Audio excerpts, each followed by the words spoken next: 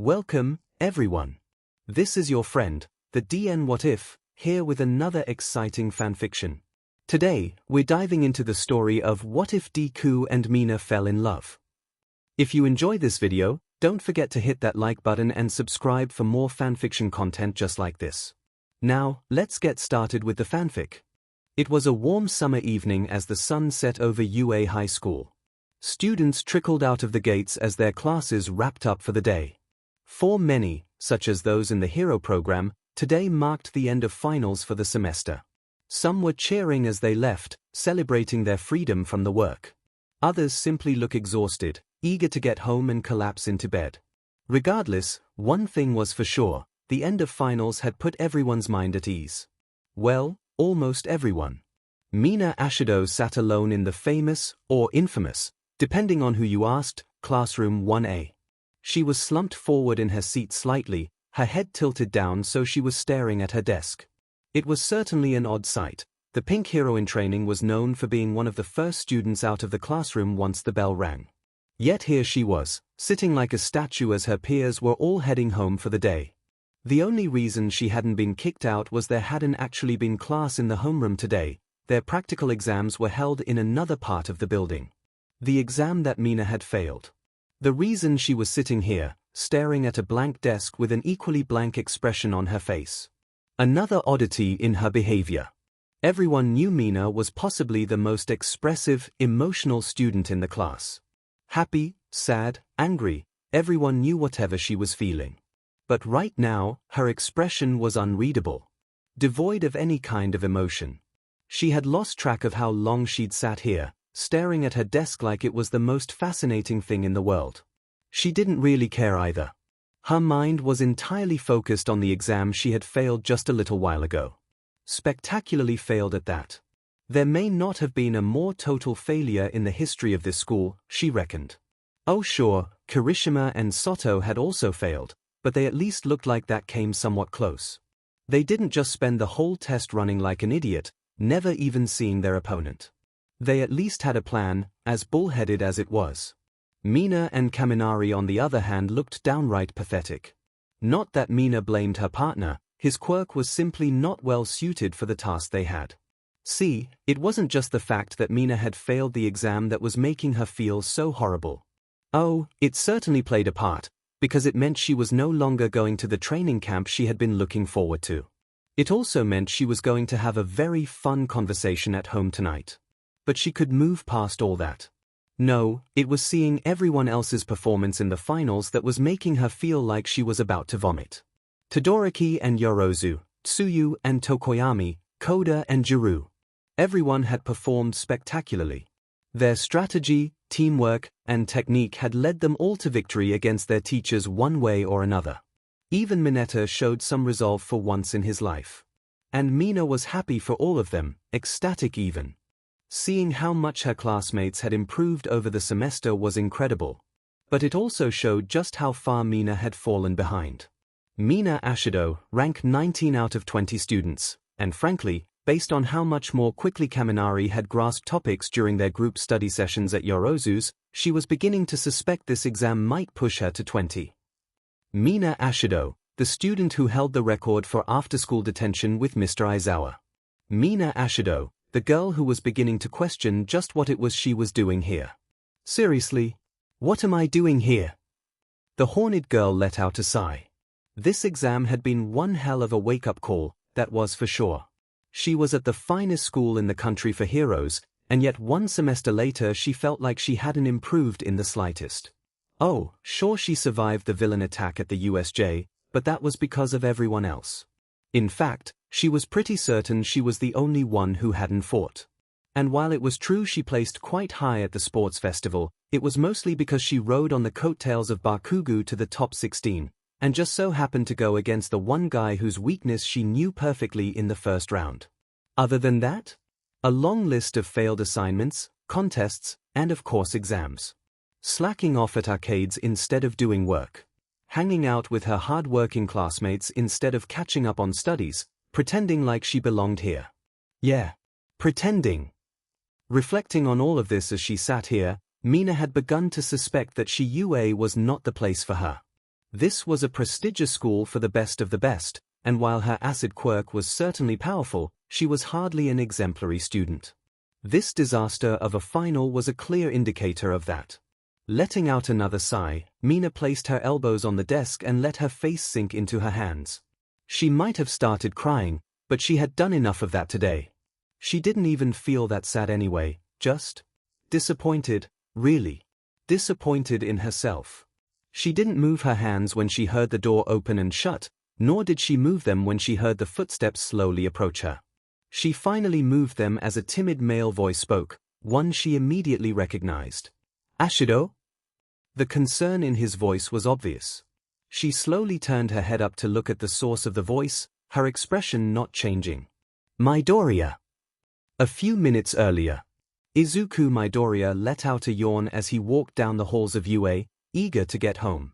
He loved this school, and was grateful every single day that he had gotten the chance to come here, but these finals had taken a lot out of him. It was bad enough that he had to work with his friend-turned-bully and fight a teacher, but when said teacher was All Might.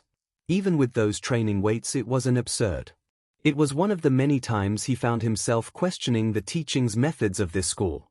Still, this place was the best for a reason, and he had ultimately prevailed.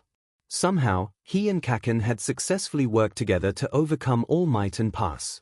It made him realize just how much he had grown since starting here. How much he had gotten control over One for All, though he obviously had a long way to go before truly making it his own. He couldn't help but be a little proud of himself, a rare feeling for the quirk inheritor. But as always, he quickly found himself thinking of other more than himself. Not everyone had been as fortunate as him. 4 of his classmates had failed the practical final, which meant they wouldn't be attending the training retreat. Kirishima, Soto, Kaminari, Ashido. He could only imagine how they were feeling. Ashido. His mind drifted back to when he first returned from his test.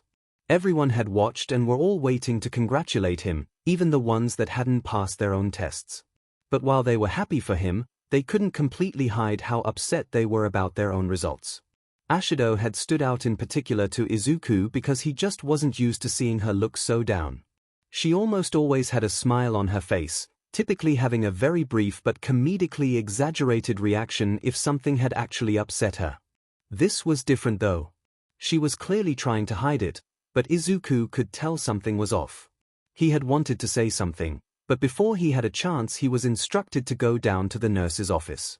Izuku stroked his chin as he thought about this out loud.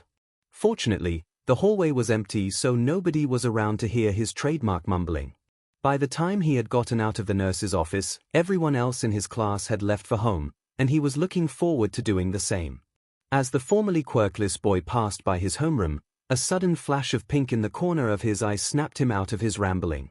He backed up a few steps to look through the door window. The source of said pink flash was none other than Mina Ashido.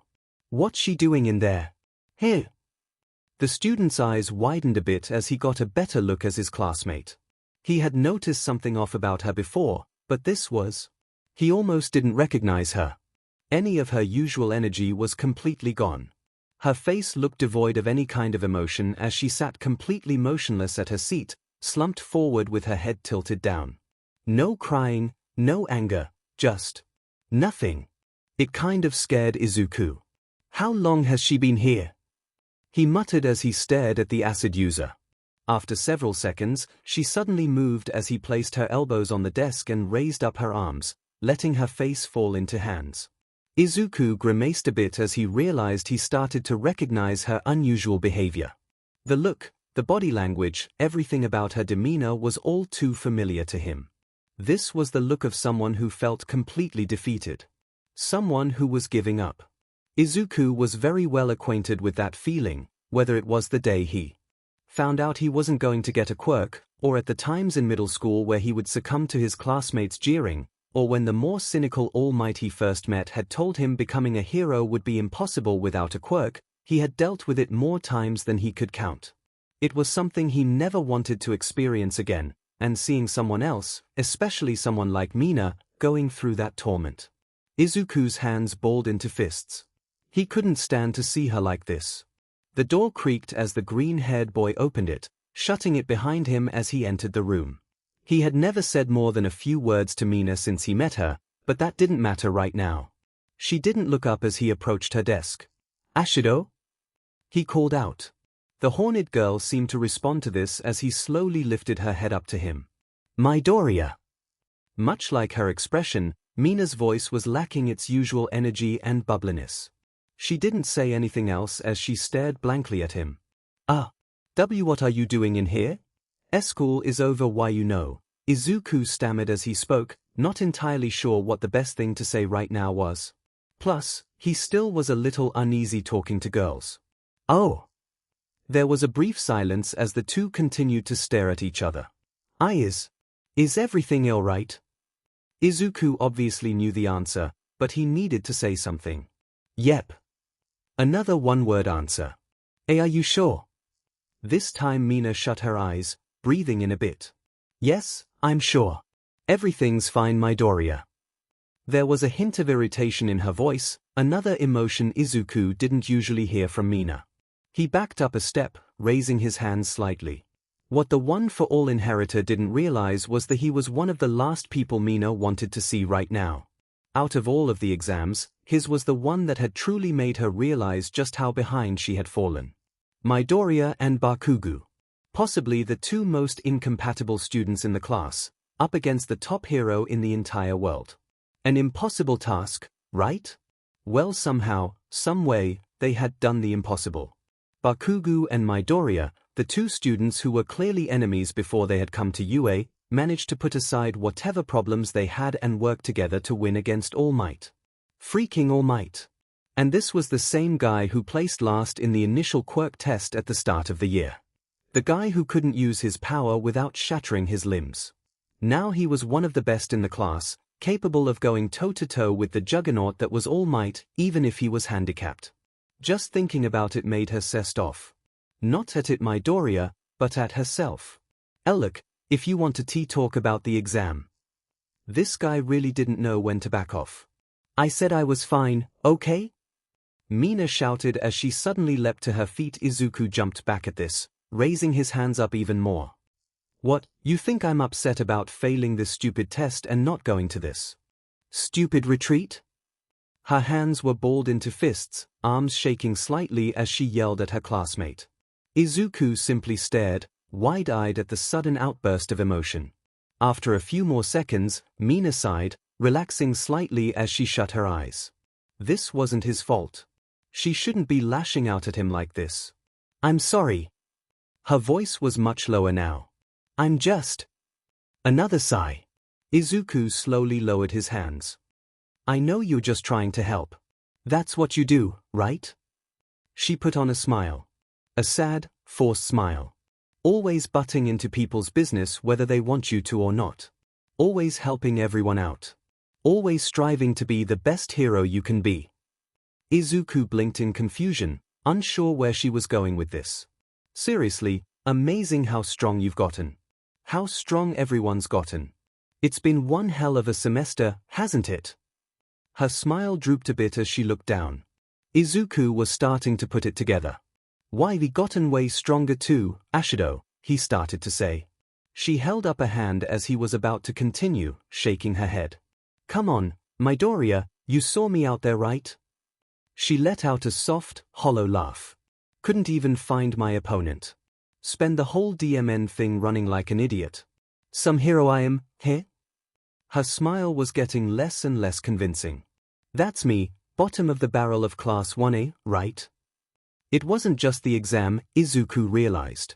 He knew Mina was struggling with academics in general, but it never seemed to bother her that much. But it seemed the practical had changed that. Look, Ashido, you were incredible." She wasn't listening to him at this point. "Seriously, you managed to get your weird quirk under control, and get Bakugo to work together with you. And you beat All Might." She patted him on the shoulder, which made him tense up a bit. "You're amazing. You really do belong at this school." She began to walk past him, making her way for the door. Izuku stood in place as she left. "I belong here," he muttered. "Unlike you? Is that what you're trying to say?" He turned his head towards her, noticing she had stopped moving. She didn't face him, but he saw her rub her eye for a moment. Without answering, she continued forward, putting a hand on the doorknob. Izuku shut his eyes tight, gritting his teeth. He had to say something. I was quirkless. Mina froze, the doorknob halfway turned.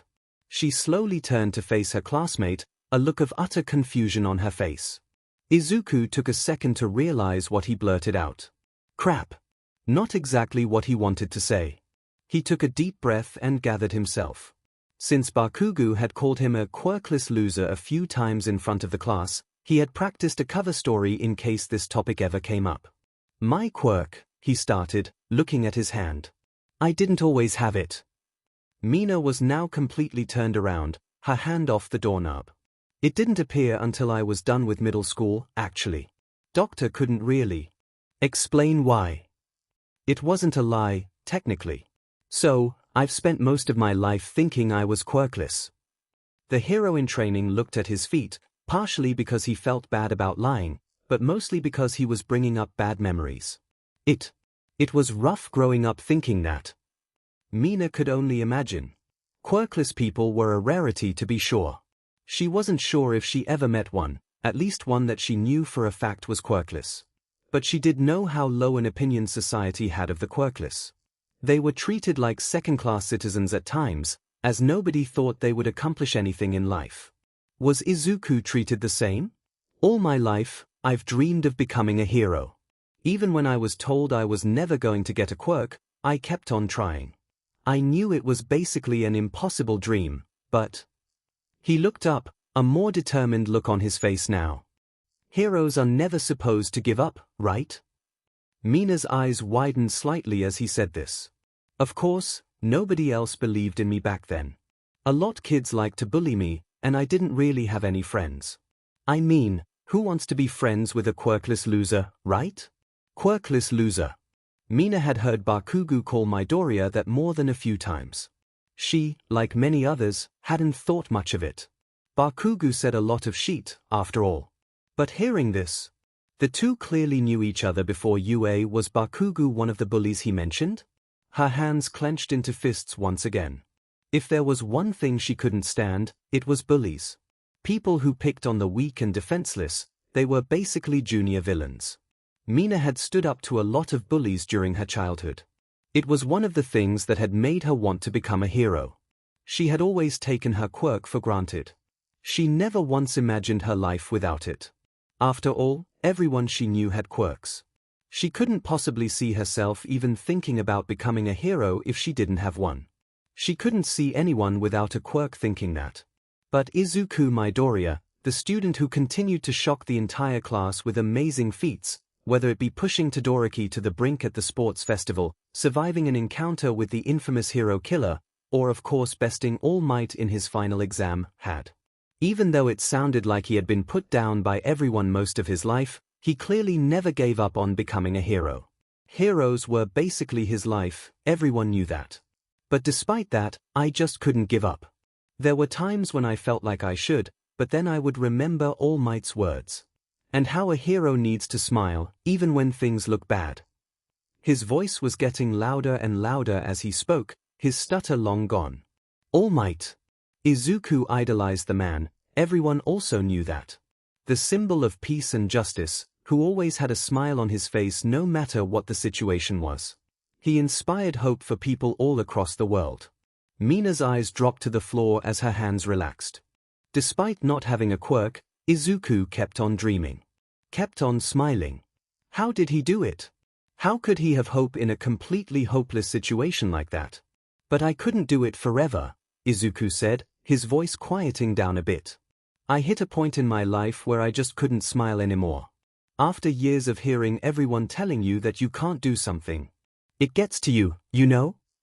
Mina looked up, realizing that Izuku was now the one looking at the floor.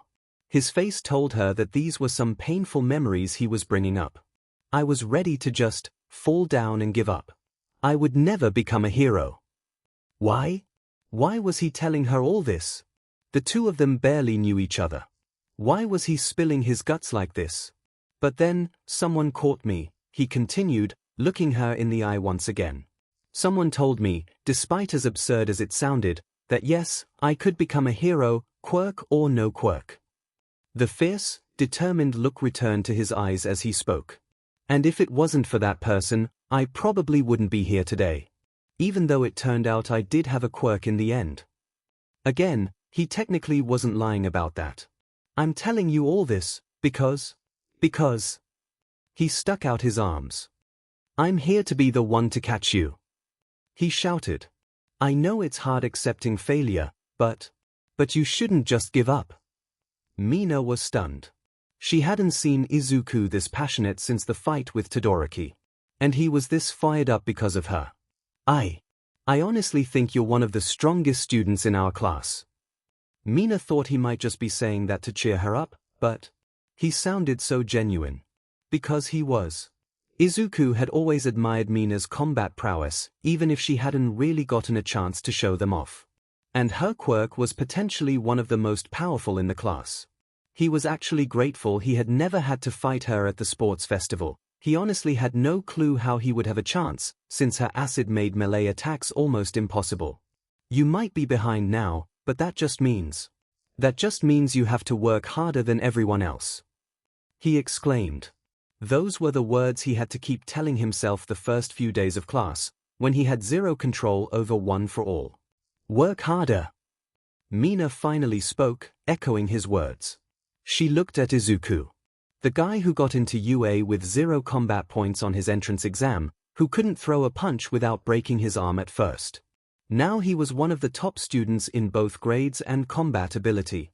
Izuku Midoriya, the guys who, despite being supposedly quirkless, never gave on his goal. Mina's whole body tensed up as her eyes shut tight, her hands balling into fists yet again. What the hell was she doing?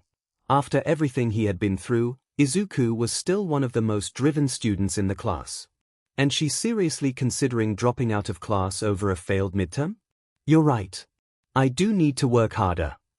She put her hands on her hips, standing to attention as she gave Izuku a look as fierce and driven as the one he had been giving her. How can I be a hero if I'm gonna run away the second things get bad? A smile appeared on her face. Not another fake, forced smile, but a genuine Mina Ashido smile. Seriously, I don't know what I was thinking. She laughed. In an instant, Mina seemed to be back to her usual, cheery self. Izuku smiled back, relieved that his talk had actually worked. Wow, I had no idea you had gone through all that. Well, it's something I really like talking about. Izuku was also going back to his normal, more timid self. The kind that still struggled even talking to girls. Mina couldn't help but giggle at his sudden shift in demeanor. Well, thank you. You don't know how bad I needed to hear that. Her yellow-black eyes blinked. Well, I guess you did. The two stared at each other in silence for a few moments. Now that they were calming down, Izuku realized he was standing alone in the classroom with a girl he barely knew. Oh, don't mention it, Ashido. His stammering was getting worse, to which Mina giggled again. Izuku felt his cheeks getting warm. Call me Mina. Now his cheeks were getting really warm. Are you two finished? A third voice made the pair of students jump. Mina whipped around to see Mr. Aizawa standing in the now open doorway. Seriously, I could hear your shouting from my office. Now both students blushed. We're locking up, so you two need to head home. Yes, sir. Izuku and Mina spoke in unison, quickly making their way out of the classroom. They had learned by not to ignore their homeroom teacher's orders. Izuku sighed, and started to make his way for the school exit. This had been quite a day, and he was even more ready than before to get home and rest. He felt his entire body go stiff as something warm suddenly slammed into him. It took him a second to realize Mina had practically tackled him into an enthusiastic hug. A hug. Izuku was being hugged. Izuku was being hugged by a girl. The green-haired boy felt like he was on fire as his entire body turned bright red. Who? Bu. Izuku tried to speak, but his brain simply wasn't working right now as it attempted to process the events that were occurring. Thank you. A soft, grateful voice spoke in his ear before he was released. He managed to look at Mina, who was giving him an even more wholesome smile than usual. "I mean it. You really are an incredible guy, Izuku." He was still trying to process what had just happened as she walked off. It took several more seconds before he finally felt like he could move. Wait, did she call him Izuku? "Hey, Midoriya." Before his brain shut down a second time, Izuku heard Aizawa's voice. He turned to see the erasure user still standing there, staring at him. "Snap out of it and get a move on already." "Why, sir?" Izuku exclaimed before literally running off, his fear of annoying his teacher outweighing his embarrassment. As he watched his student run, Aizawa sighed. "Those two really are trouble." Despite these words, a small smile appeared on his face. Like Izuku, he too had noticed Mina's demeanor earlier today. And he had also noticed the fact that Izuku noticed. He was going to talk to the pink-haired acid user after class, but something told him Izuku was going to do it for him. "Nice going, kid." Mina had certainly been a difficult student, but Aizawa recognized her potential. She just needed a little more drive to succeed. And if anyone could give her that, it was Izuku. Mina was getting a little sick of Aizawa's logical deceptions. That was not to say she wasn't absolutely ecstatic when her homeroom teacher had announced that everyone was going to the training camp, regardless of their test results. Of course, the cheers of the exam flunkies quickly silenced when it was announced they would be getting additional remedial training, which, as Aizawa practically threatened, would be even more grueling than summer school. Somehow though, Mina wasn't as bothered by that news as she thought she'd be. Nor was she as bothered by the fact that yes, she had dropped down to the lowest class grade. Everyone had ended up passing the written exams, but as she expected, Kaminari had earned a higher score than her, bumping him just past her. Most students would have been devastated by all this. But for some reason, it just made Mina feel even more motivated than ever to improve herself. That just means you have to work harder than anyone else. Izuku's words from yesterday were still fresh in the pink girl's head. She was still feeling pumped by his speech, and hearing that she was getting more work to do was just making her even more determined to prove herself. She was sure she would soon be changing her tune once the remedial training actually started, but she knew it was for her own good. But that wasn't happening yet. For now, she had even more important things to worry about. Such as the class shopping trip. Mina had been to the Kiyashi Ward shopping mall before, but some of her classmates were clearly experiencing it for the first time. She couldn't help but smirk as her peers gawked around at the shopping center, commenting on its size and design. To Mina it was nothing special at this point, but to them it was a completely new experience. Izuku was one such person. Mina wasn't surprised. Given his personality, the guy didn't seem like a very outgoing sort. And now that she knew about his rough childhood, it was even less surprising to hear he had never been somewhere like this. She frowned as she recalled some of yesterday's conversation. To think that anyone would pick on someone like Izuku appalled her. He seemed like such a kind and caring person, never bothering anyone.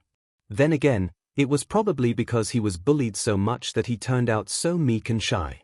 It may have sounded rude to call him meek, but it was more or less the reason. Mina hadn't ever really talked to the guy. His quiet nature made him easy to ignore, and he seemed to intentionally try to avoid standing out whenever possible. Even his current outfit, a t-shirt and sweatpants, just screamed plain. Besides, he looked like he had made good friends with some of their other classmates, so she didn't feel bad about, for lack of a better word, ignoring him. But yesterday changed that. While it was true Izuku had shown that bolder side of him in the past, seeing it directed at her had really made Mina reevaluate her opinion of him. Not that she thought poorly of him, mind you, but she felt a sort of admiration for him that wasn't there before. It made her want to get to know him better. Besides, he looked completely lost here. With everyone splitting up, he was going to need a guide, and couldn't help but feel like she owed him for everything he did yesterday. She approached the confused-looking student as he was trying to get his bearings, mumbling to himself. "Yo, Midoriya," she greeted with a smile. Izuku quickly turned to face her, clearly a bit startled by the acid quirk user's sudden appearance. Once he registered it was Mina, his face turned red. Mina's black pinky shirt and jean shorts were a bit more revealing than her school uniform. Plus, that close encounter at the end of their conversation was still fresh in his mind. Oh, hey, Ashido, he stuttered, quickly looking away. Mina raised an eyebrow at this reaction. I said you can call me Mina, she reminded him. Alright, sorry. Mina was still perplexed by his demeanor. She knew he was shy, but normally not to this extent. And he had no problem talking to her yesterday. As she thought of yesterday, she quickly recalled how she had parted with him. A grin appeared on her face. That explained a lot. Hey, I'm not gonna tackle you again, so calm down. Evidently, her surprise hug attack was still on Izuku's mind. Though she shouldn't be surprised, he had turned so red from that she might have mistaken him for her long-lost cousin or something. It hadn't been her intent to make him so embarrassed, she was just excited, and felt a hug was the best way to thank her classmate for everything he did. Though it was a nice bonus. Seeing him this flustered was entertaining to say the least. It also made him look really DMN cute. Then it's not? I mean, did you need something?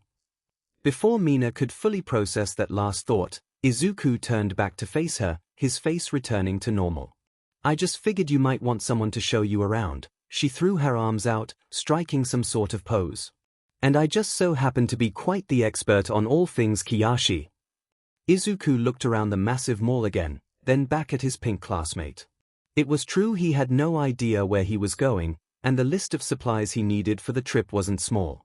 Mina would be a big help, but at the same time Izuku didn't want to be a nuisance.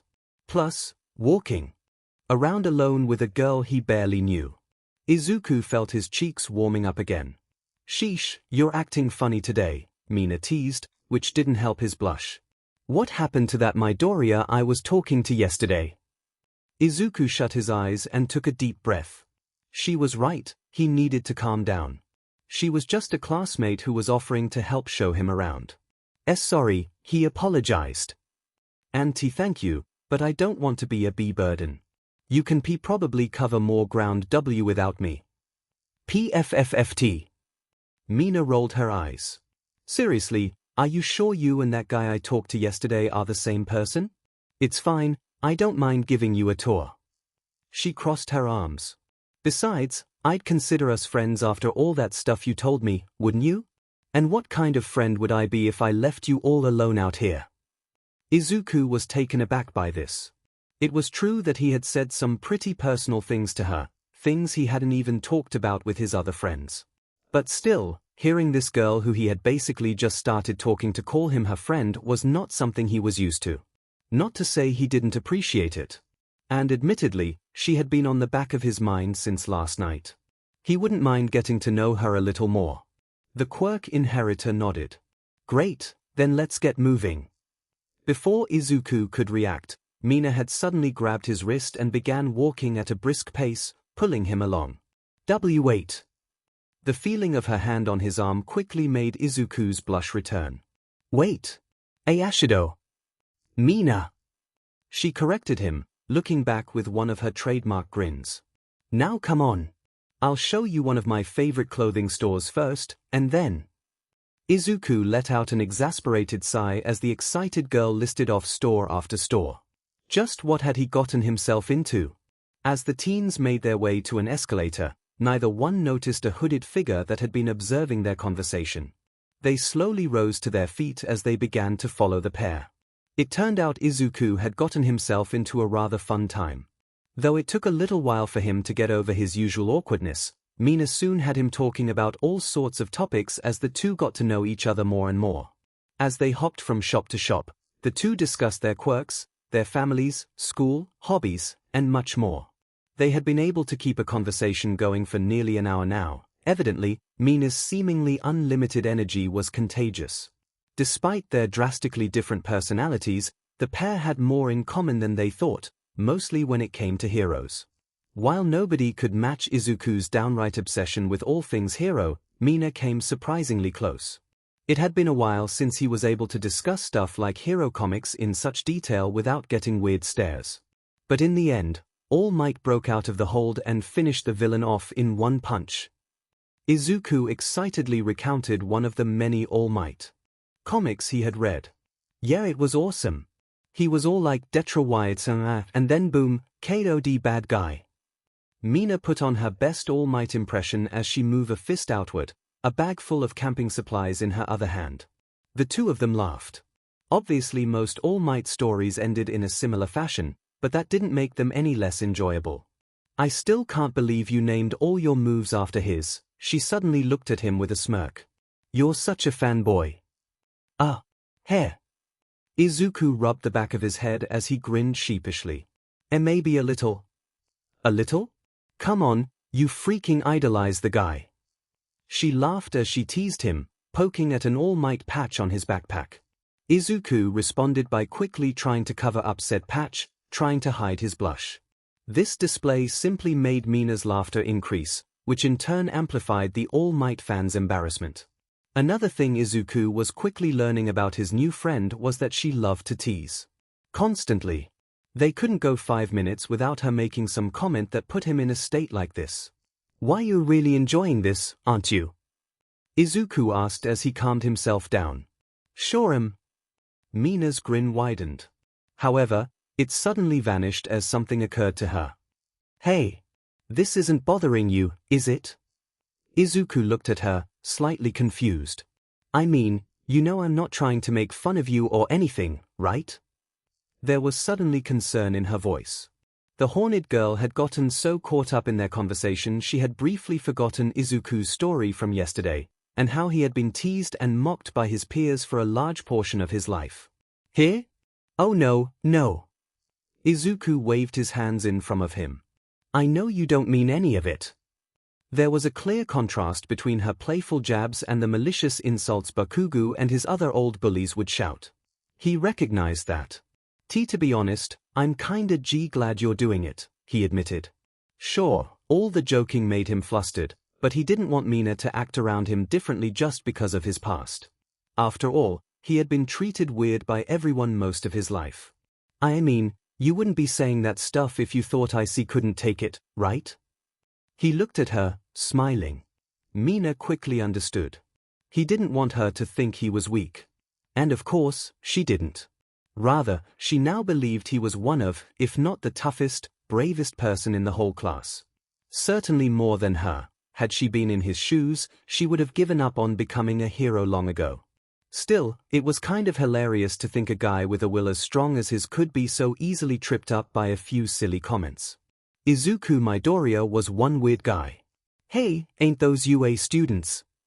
Their conversation was interrupted by a passerby. Yeah, I think I recognize them. Class 1A, from the sports festival. Another voice cried out. The aforementioned students turned to see a small group of people approaching. Them. More fans. Mina looked back at her compatriot. Guess that's just one of the many perks of being a UA student, huh? Several more people had also taken notice of them. Yeah. Perks, Izuku said reluctantly. He obviously appreciated the praise, but his awkwardness made it tough to deal with all these fans. The two celebrities spent a few minutes talking to the group, getting photos and even signing an autograph or two. Unsurprisingly, Izuku was getting the lion's share of the attention, most of the crowd commenting on his fight with Todoroki. It made sense. That fight was probably the highlight of the event, even more so than the finals. Of course, it only made Izuku's awkwardness with strangers even more apparent as he struggled to converse with everyone. Mina giggled as she signed a child's notebook. He was just so cute. She blinked. There it was again. Where was this coming from? It wasn't like she'd thought of him in this way before. As the fans dispersed, Izuku slumped his shoulders and let out a huge sigh of relief. Man, how do pros handle this every day? He asked nobody in particular. He looked positively drained. The price of fame, eh? Mina nudged his arm with her elbow. You shouldn't be so surprised. With everything you pulled off at the festival, it's no wonder you're so popular. Izuku looked at her. Like I said before, you're pretty amazing. For whatever reason, hearing that from her gave the one-for-all wielder a fuzzy feeling. He felt his face warm up yet again as he looked at her smiling face, and he couldn't help but smile himself. For a few moments, they stared at each other in silence. As he looked, Izuku for some reason found himself drawn into his companion's eyes. Those black and yellow orbs had always intrigued the boy ever since he first saw Mina. As he gazed into them, he could see so much emotion in them. They radiated with that passion the pink-haired hero in training was known for. They were beautiful. Hello. The snapping of fingers brought Izuku back to his senses. Earth to Midoriya, come in Midoriya. The source of the snapping was Mina's fingers in front of his face. Izuku's eyes went wide. How long was he staring at her like that? His whole face turned red. Sorry, I was. The human-tomato hybrid was struggling with words. What were we talking about? I said I was going to use the little girl's room. Mina decided to chalk her friend's behavior up to the nerves he was probably still feeling from the fans. You mind waiting here? I'll be back in a few. Oh. Yeah, and no problem, Izuku answered as he slowly began to cool down. Mina walked off to take care of her business, leaving him standing on his own. Once she was out of sight, Izuku began to think. What was that about just now? He'd never thought that kind of stuff about someone before, especially not their eyes. Still, the more he thought, the more he started to admit that she was rather pretty. He both verbally and mentally yelped. Where was all this coming from? What was he, Mineta? Was he seriously this awkward when it came to girls? But why didn't he ever think about Uraraka like that? Whoa, you're a UA kid, right? Class 1A? A man's voice shook the flustered boy out of his thoughts. Wow, awesome. Can I get your autograph? Izuku sighed, not exactly in the mood to deal with more fans right now. Hey, aren't you that guy who got all banged up by the ice kid at the sports festival? The same voice, suddenly now much closer, continued. Izuku felt his whole body go rigid as an arm was suddenly thrown around his neck. Yeah. That's me. The nervous boy started to sweat a bit. This guy had no concept of personal space. And hold on, didn't you also have a run-in with that hero killer guy, Stain? The man continued. Izuku suddenly felt like he recognized his voice. Why sir? Why you really know your stuff? Why was he getting a bad feeling all of a sudden? Man, you're really something. And to think, I'd be meeting you again here of all places.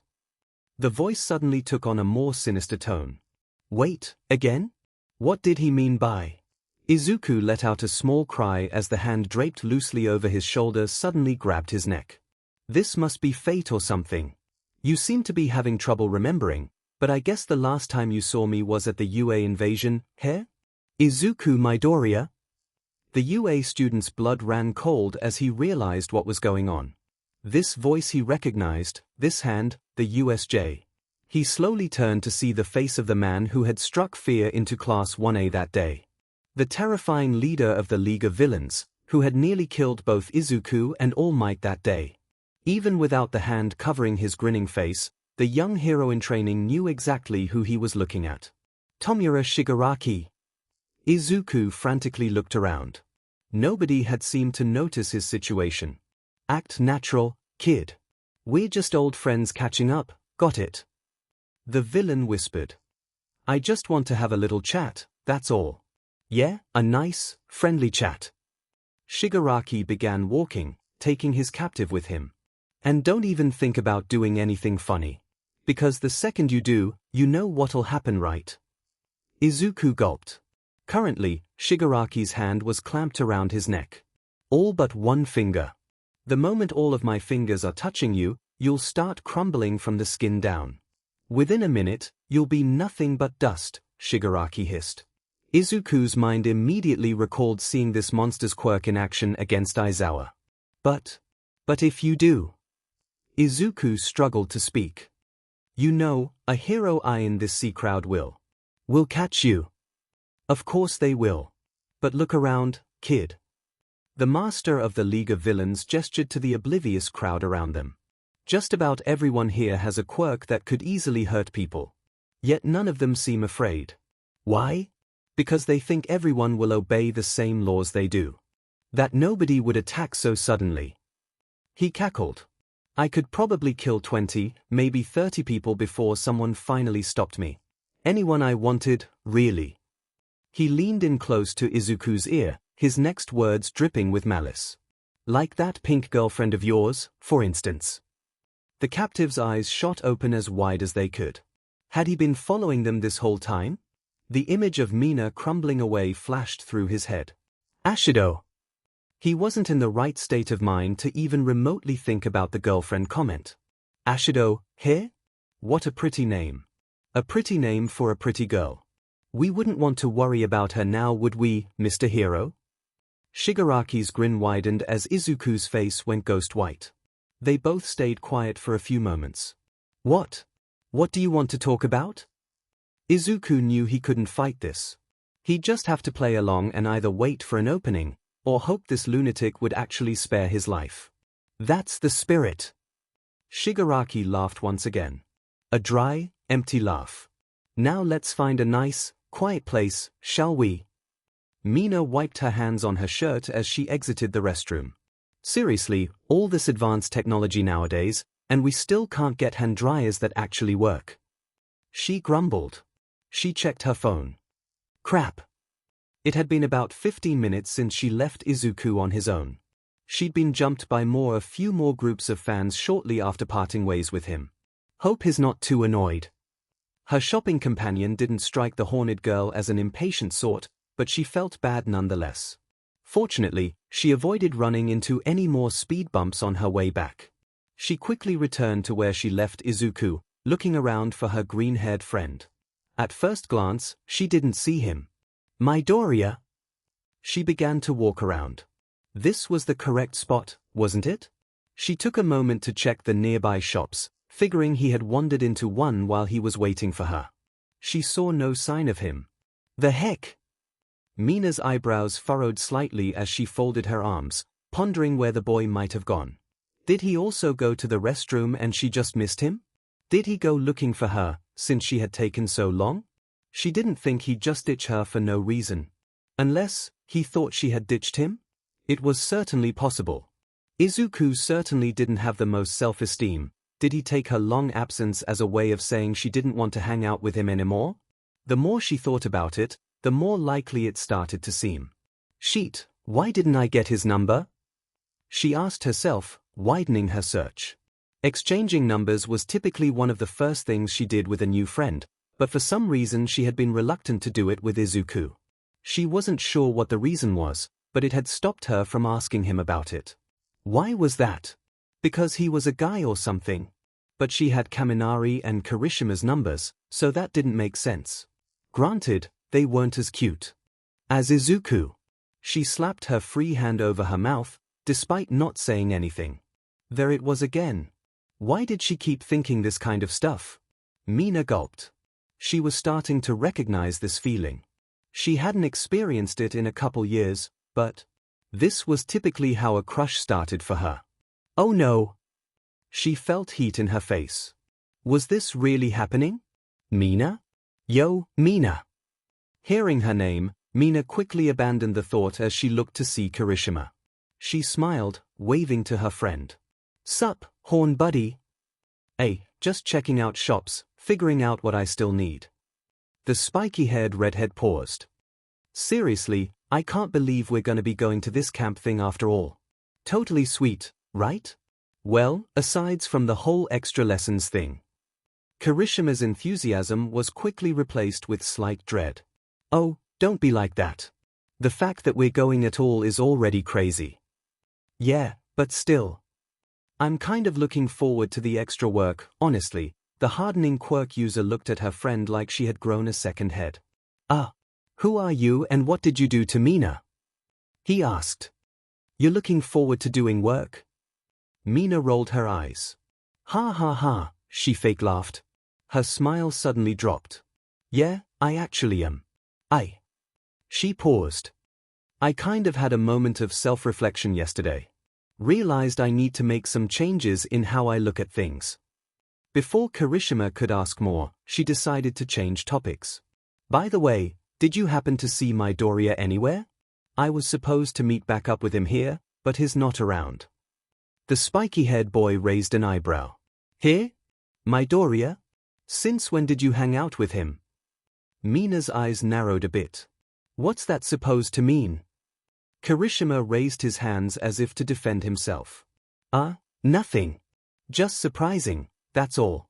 You two never really seemed close. Mina closed her eyes, sighing lightly. He wasn't wrong. But yeah, I think I saw him. Looked like he ran into a friend from outside school or something. Mina's eyes opened a bit wider than before. At least I assume they're not from the school. Didn't really recognize him. The boy kept talking, but Mina wasn't paying attention. A friend from outside school? But Izuku had told her he didn't really have other friends. The pink-haired junior hero suddenly had a bad feeling. Where did you see him? She interrupted whatever he was saying, her tone less cheery than usual. Here? Oh, he was over that way, Kirishima explained as he pointed in a direction. Something wait. Mina suddenly began fast walking in that direction. Mina, what's wrong? She didn't answer. She couldn't explain it, but something in her gut was saying Izuku was in trouble. After a few minutes, Mina stopped at the top of a staircase leading to a small long area. She scanned it for any sign of her friend. Where are you? Aha! Her eyes rested on a bench a short distance from said lounge, where she spotted a familiar green and black hairdo. Izuku Midoriya was sitting on the bench, with a tall hooded figure next to him. The two seemed to be having a conversation, with the hooded person's right arm around Izuku's shoulder. They were perpendicular to her position, so she was getting a side view of both of them. At first glance, it didn't seem unusual. But as Mina continued to look, she noticed Izuku's face and body language were very unusual. He was very tense, and his eyes occasionally darted around. His face wasn't the usual awkward, nervous one he often wore. The yellow-eyed girl had seen enough of that expression today to know this wasn't tart. This was very different, like he was afraid of something. She saw him shift his body slightly. The figure seemed to respond to this, pulling him slightly closer. In the movement, however, she saw something that told her everything else she needed to know. The hooded person's hand was grasping at Izuku's throat. Mina suddenly found herself leaping at the stairway's railing, and activating her quirk to slide down it like she was grinding on a skateboard. She subconsciously went for the least potent acid she could muster, making it little more than a green goo. This display caused quite a reaction from the dozens of people on the stairway. She slid down the railing, leaping onto the floor below without skipping a beat. There was no thought process behind her actions, her body had simply begun moving on its own. She dashed towards Izuku's captor, readying a fist. What's the difference between you two? Izuku repeated Shigaraki's question back to him. After dragging him off to a somewhat isolated bench, the hooded villain had begun to have his chat. At first, it was a lot of nonsense about heroes, violence, and society. A madman's ramblings, Izuku figured. He only half paid attention, desperately looking for a way out of his situation. If Shigaraki dropped his guard for even a second. As soon as the hero killer came up, though, Izuku had his full attention. As it turned out, Stain had not actually been with the League of Villains. And his notoriety was upsetting Shigaraki. He had expressed dismay that nobody was talking about his villainous acts, whether it was the USJ attack or the Nomu outbreak at Hosu.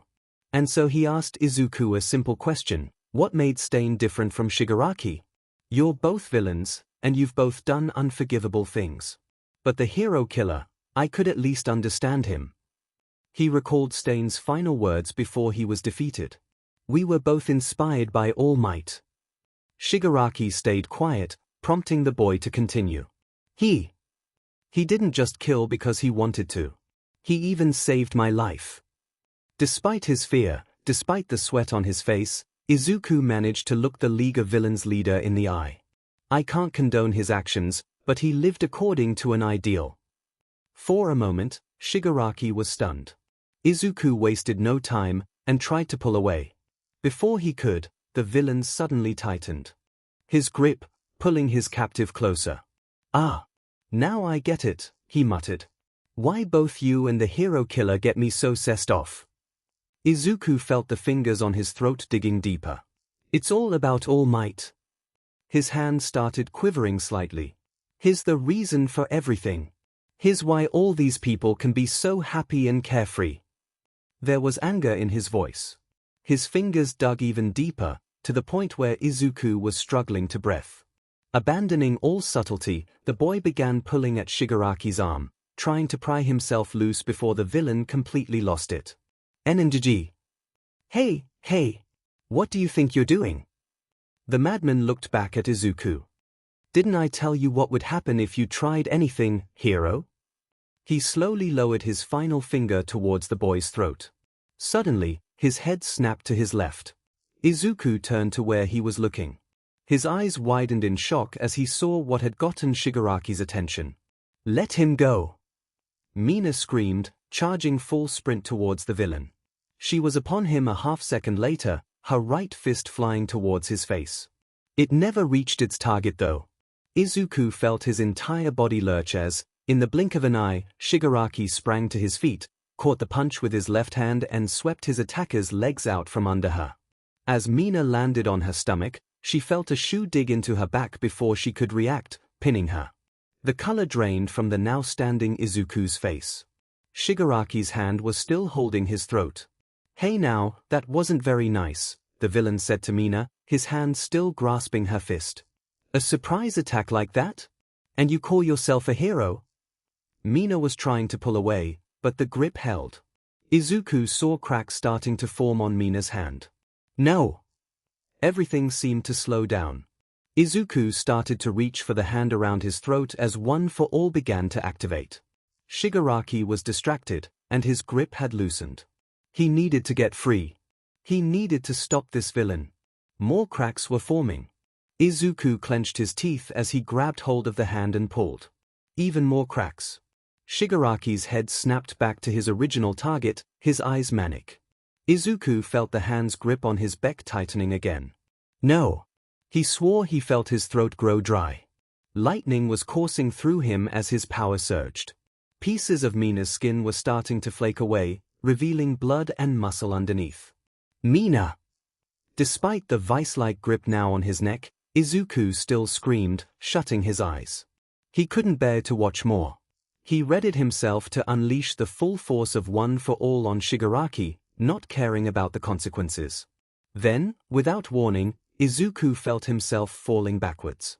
He no longer felt skin against his throat. Reacting immediately, he braced and caught himself, panting.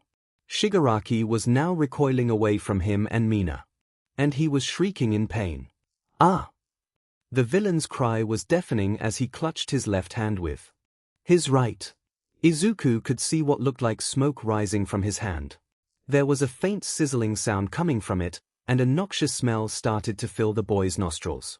His gaze turned to Mina, who was now sitting up, her left arm cradling her right hand against her chest. He couldn't see it from this angle. What he did see, though, was a few droplets of greenish liquid falling from it, eating tiny, smoking holes into the floor. Acid.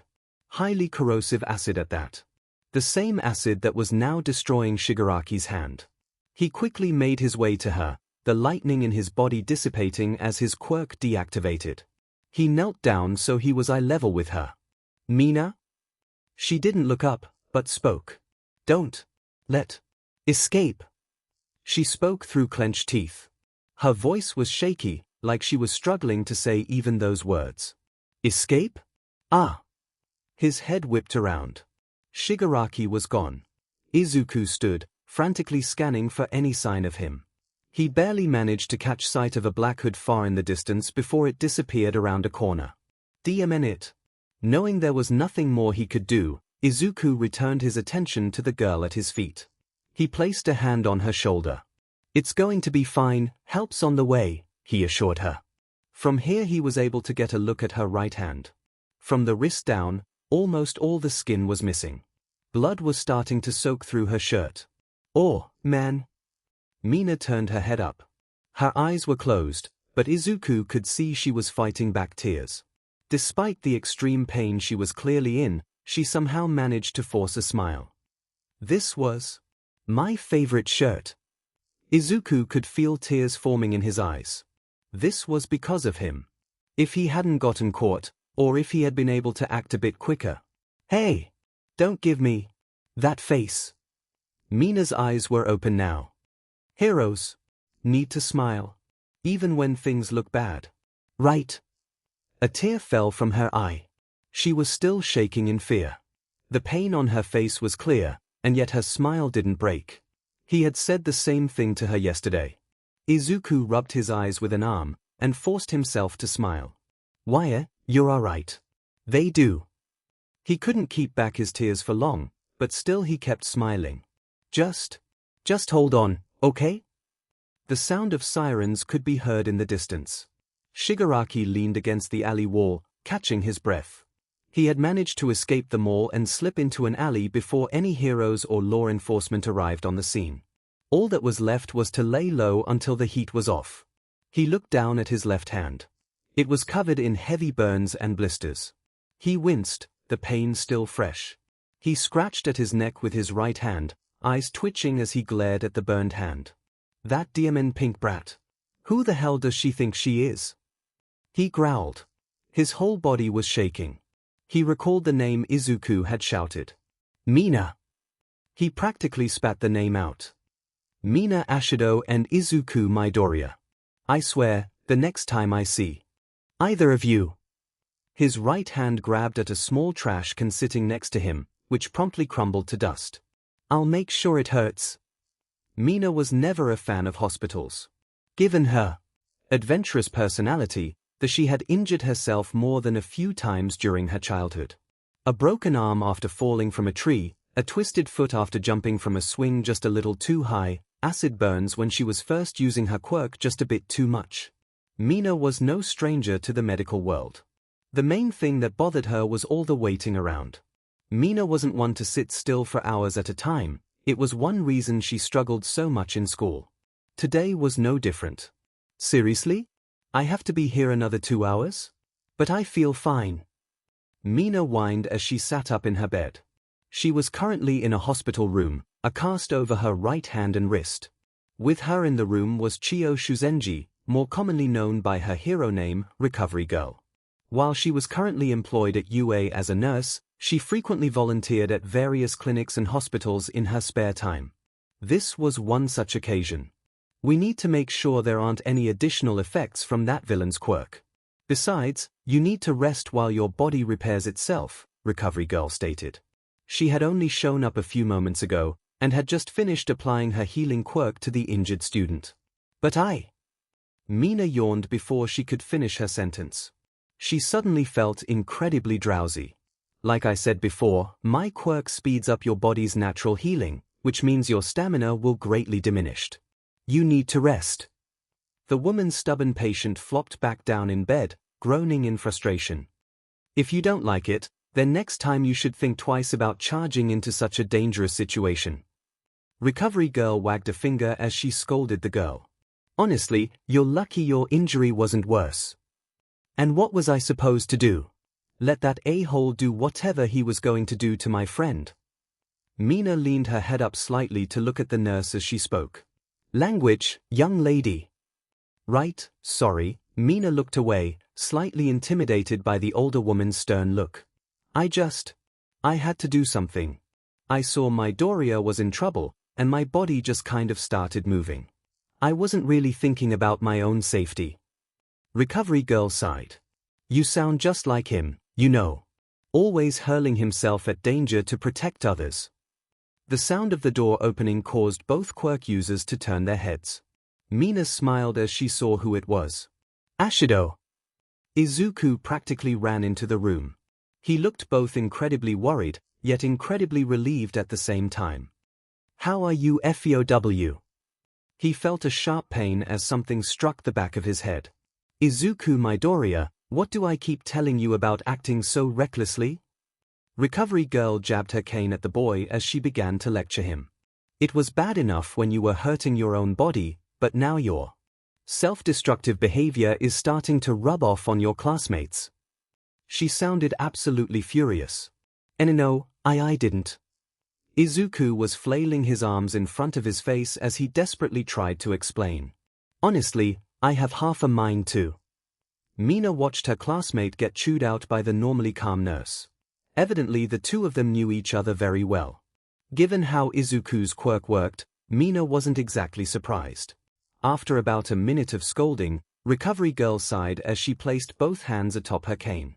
A hero needs to be willing to risk their lives, I know. But remember, you're still just a child. She turned to Mina. The same goes for you, young lady. Yes? Mina nodded, not wanting to invite the healer's wrath. Recovery Girl smiled softly. Good. Now get some rest, she instructed as she left the room. Mina wasn't the only patient she needed to see, after all. Izuku approached the left side of the bed, still looking a bit shaken by his verbal thrashing. Man, she really has it in for you, heh? Mina asked with a smirk. Heh. She means well, but she's not really a fan of how much I need to see her, Izuku admitted. He gently rubbed the back of his head, wincing a bit. Man, that cane hurts. Mina giggled at this, causing a little red to seep into the boy's cheeks. However, he found himself laughing as well. The situation wasn't exactly funny, per se, but it just felt good to laugh after what they had been through. Izuku's laughter stopped as he glanced at his bedridden friend's cast. Mina also quieted down as she noticed where he was looking. Laughter or not, the incident at the mall was still fresh on both of their minds. How? How is it? Izuku asked. This? Mina moved her right hand slightly. Well, it still kind of hurts. And it feels really stiff. But it's definitely getting better. Izuku recalled how her hand looked before the ambulance had taken her, and winced. Mina put on a tough face then, but she had clearly been in a lot of pain. Hearing it was getting better was a big relief. She yawned. Recovery Girl's quirk sure is something. Izuku could tell by her tone that she was tired, a side effect of the healing quirk she had been administered. He was all too familiar with its effects. Yeah, it really is. The two were quiet for another few seconds as Mina continued to look at her cast. That man. She started. Shigaraki, right? His quirk is. She shuddered as she recalled the feeling of her skin literally crumbling away. I guess I'm lucky mine countered it pretty well. She thought back to how quickly the villain had reacted and countered her attack, and how easily he had overpowered her. She was no match for him, and if her quirk hadn't been able to get him off like that. She looked up at Izuku, whose gaze was now directed at the floor. I'm sorry, he said quietly. Mina raised an eyebrow. What are you apologizing for? For putting you through all that. He continued to look down. For not being able to fight him off. For not being able to stop him from hurting you. The green-haired boy's hands gripped the side of the bed tightly as he started trembling. If I had just been a little faster, maybe. Midoriya. He felt a hand grab the top of one of his as Mina spoke. He looked up to see she was sitting up, giving him a somewhat stern look. Don't you dare start blaming yourself for this. It sounded more like an order than anything. I was the one who charged in like an idiot, remember? She looked back at her cast. And this is what I get for not thinking. It was a stupid, reckless move, just like Recovery Girl said. But when I saw you in trouble like that, it was like my body just started moving on its own. Her look shot back at Izuku. And you know what? I'm glad it did. Because I think my right hand's a little less important than your life. Izuku was taken aback by Mina's sudden intensity. So don't you go saying sorry to me. If anything, I should be the one apologizing for making you worry so much. There was another PRD of silence as Mina finished her speech. She continued to stare at Izuku with a fiery look in her eyes. Alright. So. Izuku caught himself. Got it. He nodded. But. At least let me say thank you. You saved my life, after all. The injured girl's look softened as she smiled. It was nothing. I know you would have done the same thing for me. Izuku couldn't help but smile at this. She was right, of course. Had she been the one in danger, he would have sprung into action just like she did. He knew exactly what she meant when she said her body had moved on its own. It was something he had experienced many times in the past. It was a trait that, as All Might once told him, all great heroes shared. Mina really was something. As he smiled at her, Izuku suddenly became aware of the warm grip on his hand. Mina seemed to notice it too as both looked down. Mina's hand was still grasping Izuku's. What's more, both hands had actually moved so that their fingers were interlocking and their palms were pressed together. As the two of them realized what they were doing, both immediately felt their faces catch fire. They quickly separated their hands, looking away from each other. Sorry. I don't care know how that happened. Izuku squeaked, his tongue feeling like putty. Wire, same. Mina wasn't doing much better. A deafening silence filled the room for a few moments. Anyways, I should probably let you rest.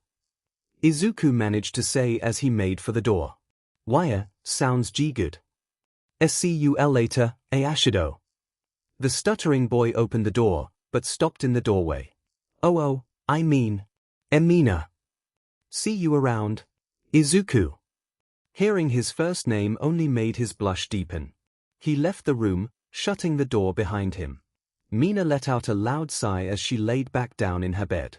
When had their hands done that? Why had their hands done that? Her mind drifted back to earlier that day, all those stray thoughts she kept having about Izuku. All these familiar feelings she had been having. Did she really have a crush on Izuku? The horned girl yawned again. Her eyes were getting heavy. She was way too tired to think about this kind of stuff right now. She let herself drift off to sleep. So, it doesn't hurt or nothing? Kaminari asked. Not really, no. Mina replied, taking a bite of her food. So why do you gotta keep it on? Seems like a pain, Kirishima said, looking at his friend's hand. You're telling me? Do you know how hard it is to do anything without my good hand? Mina gestured to her body. I seriously couldn't even get dressed by myself. But I have to keep the cast on until tomorrow because it may not be done healing. You'd be surprised how long it takes all the skin on your hand to grow back. We're trying to eat here, Jiru reminded her, a somewhat disgusted look on her face. It was the day after the incident at the mall, and the true final day of school for the semester. While the hero course had finished its finals up 2 days ago, some of the other programs still had exams to finish. While these extra days hadn't been too work-intensive for Class 1A, Mr. Aizawa wasn't one to let his students slack. Mina was currently enjoying lunch with Kirishima, Kaminari, Jiru, and Tsuyu, her normal group of friends. Like most of the class that day, they had all been talking about her and Midoriya's encounter with Shigaraki, and the injury Mina had sustained as a result. While the pink-haired girl was still slightly shaken by her fight with the villain, she was more than willing to talk about it. She was going to be a hero, after all, and dangerous situations like that were going to be a frequent occurrence. But still, a lot sure had happened yesterday. After her nap in the hospital, some members of the police had come by to question her about the incident, as well as give a brief lecture about public quirk use. While they were willing to accept her the use of her quirk against her assailant as self-defense, her using it to slide down the railing was a little more problematic. In the end, she hadn't caused any real damage, so they let it go, but she had been issued a stern warning nonetheless. Frankly, Mina found the whole thing to be ridiculous. She and Midoriya could have been killed, and the police were concerned that she dirted up a railing? Afterwards, her family had shown up to bring her home. She was simultaneously scolded for her rash behavior, commended for her courage, and coddled for being okay in the end, which had made for a crazy evening. And of course, there was him. As her friends went on about her cast, Mina found herself looking over at the table Midoriya was sitting at. He was currently chatting with Ida, Uraraka, and Todoroki, as usual. She sighed to herself as she gazed at the boy she had fallen for. Yes, Mina had thought a lot about Midoriya last night after their moment in the hospital room. Despite only really knowing him for about 2 days, she had come to accept that she was starting to develop feelings for her new friend. Whether they had come from her appreciation for the compassion he showed her in the classroom that day, her admiration for him after hearing about his past, or the fact that she just found him so and cute, she wasn't sure. Likely all of the above. It made her giddy just thinking about it. Mina had had a few crushes before, but those were way back when she didn't fully understand what they meant. Those had gone away as quickly as they came. This though? Mina wasn't so sure. And she had no idea what to do. It was why she hadn't gone over to sit with him. In fact, she had avoided him most of the day. Hey, you still with us? Kirishima waved a hand in front of Mina's face. HM? What? Crap, had he seen her? Sorry, kinda spaced out there, didn't I? Yeah, and more than usual, the redhead joked. We were just talking about our summer plans. We got a week before camp, after all. Yeah, I plan to hit up the beach a bunch next week. Maybe pick up a hot babe or two, Kaminari said with a grin. Yeah, I bet they'll love your whole drooling idiot routine. Total chick magnet, Jiru chimed in, doing her best impression of the electric quirk user after his brain fried. Oh, shut up. He snapped. I'll mostly be hitting up the gym. A man's got to stay in shape, after all. Kirishima pointed at himself with his thumb, smiling. I'll probably be helping out at home. My parents need all the help they can get, ribbit, Tsuyu croaked. I'm actually hitting up a concert with some old friends this week. We got front row seats and everything. The excitement was clear in Jiru's voice. Whoa, that sounds awesome. Kaminari turned to Mina. How about you, Mina? Oh, well, I was thinking I should catch up on studying. The whole table fell silent as they gawked at the pink girl. What? Come again? Kaminari turned his head. Yeah, what? Jiru almost looked concerned something was wrong with her friend. I think that villain's quirk might have messed with your brain or something. Tsuyu sounded as if genuinely believed what she just said. Mina's cheeks turned magenta. Is it really that strange? She asked, crossing her arms as she looked away from the group slightly. From you? Yeah, it totally is. Kaminari exclaimed. I don't even think you have any notes to study with, Tsuyu noted, a finger on her chin. Knowing her, it wasn't meant to come off as an insult, but everyone laughed nonetheless. Kirishima remained silent. Knock it off already. Mina grumbled. Look, these finals made me realize I need to quit slacking off so much.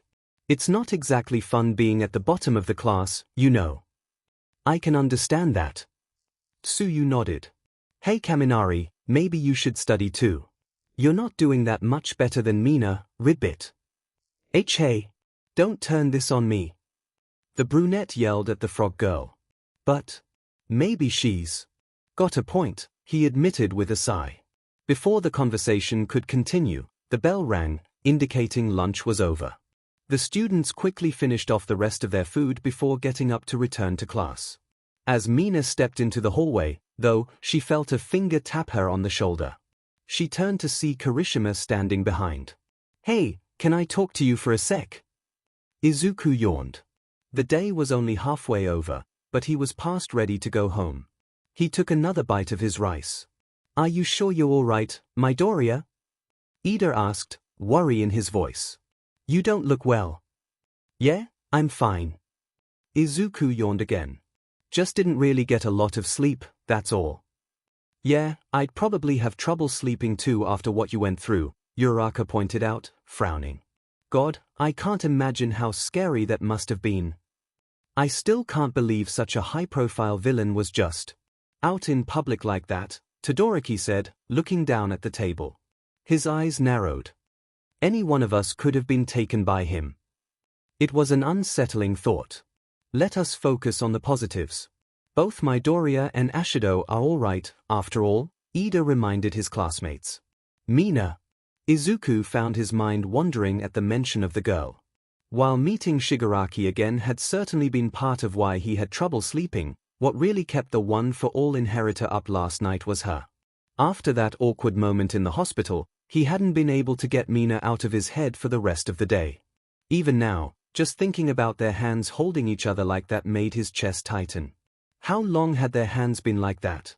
Why were they like that? Why did it take so long to notice?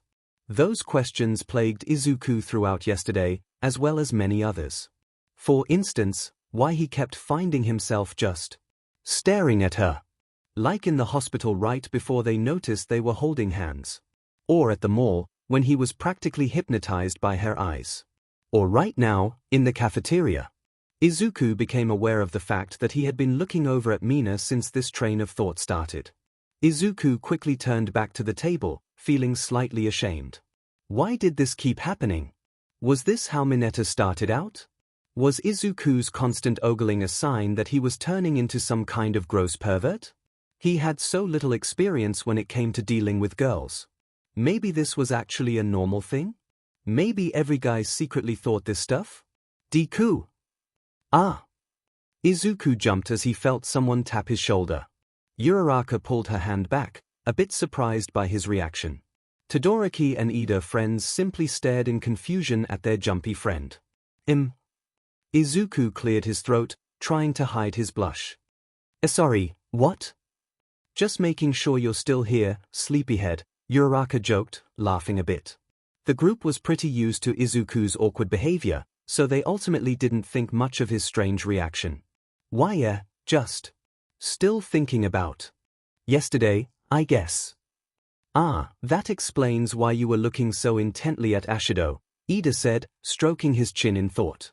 Izuku's eyes went wide. He'd noticed?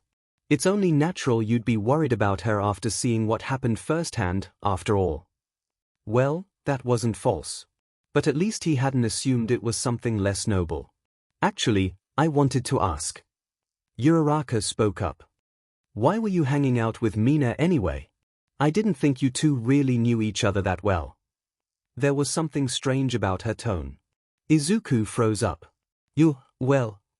He scrambled to think of an explanation. Why, you see, I was kind of having trouble finding my way around, and, Ashido just sort of bumped into me and decided to, show me around. Technically, he was telling the truth. I would not say it's so unusual, Ida added. Ashido is a very sociable person, after all. And our class gets along very well with each other. Well, perhaps with the exception of Bakugo. Fair enough, Uraraka seemed satisfied with this. Izuku couldn't help but wonder why she had brought it up. He supposed it was a little strange to see him and Mina together. However, thinking about Uraraka made Izuku realize something. All those weird thoughts he was just having about Mina. He hadn't ever thought about Uraraka like that, despite how long he had known her. He had initially been nervous around her just because she was one of the first girls, first friends, he had really talked to, but as they became friends he found himself not thinking much of it. But even when he was first getting to know her, he had never thought about her the same way he was thinking about Mina now. And outside that one time he saw Uraraka's costume for the first time, he had never looked at her the way he kept catching himself looking at Mina. Really, he hadn't thought about this stuff with any of the other girls in his class. What did this mean? What was going on? He couldn't possibly. No, that couldn't be right. The bell ringing pulled him back to reality.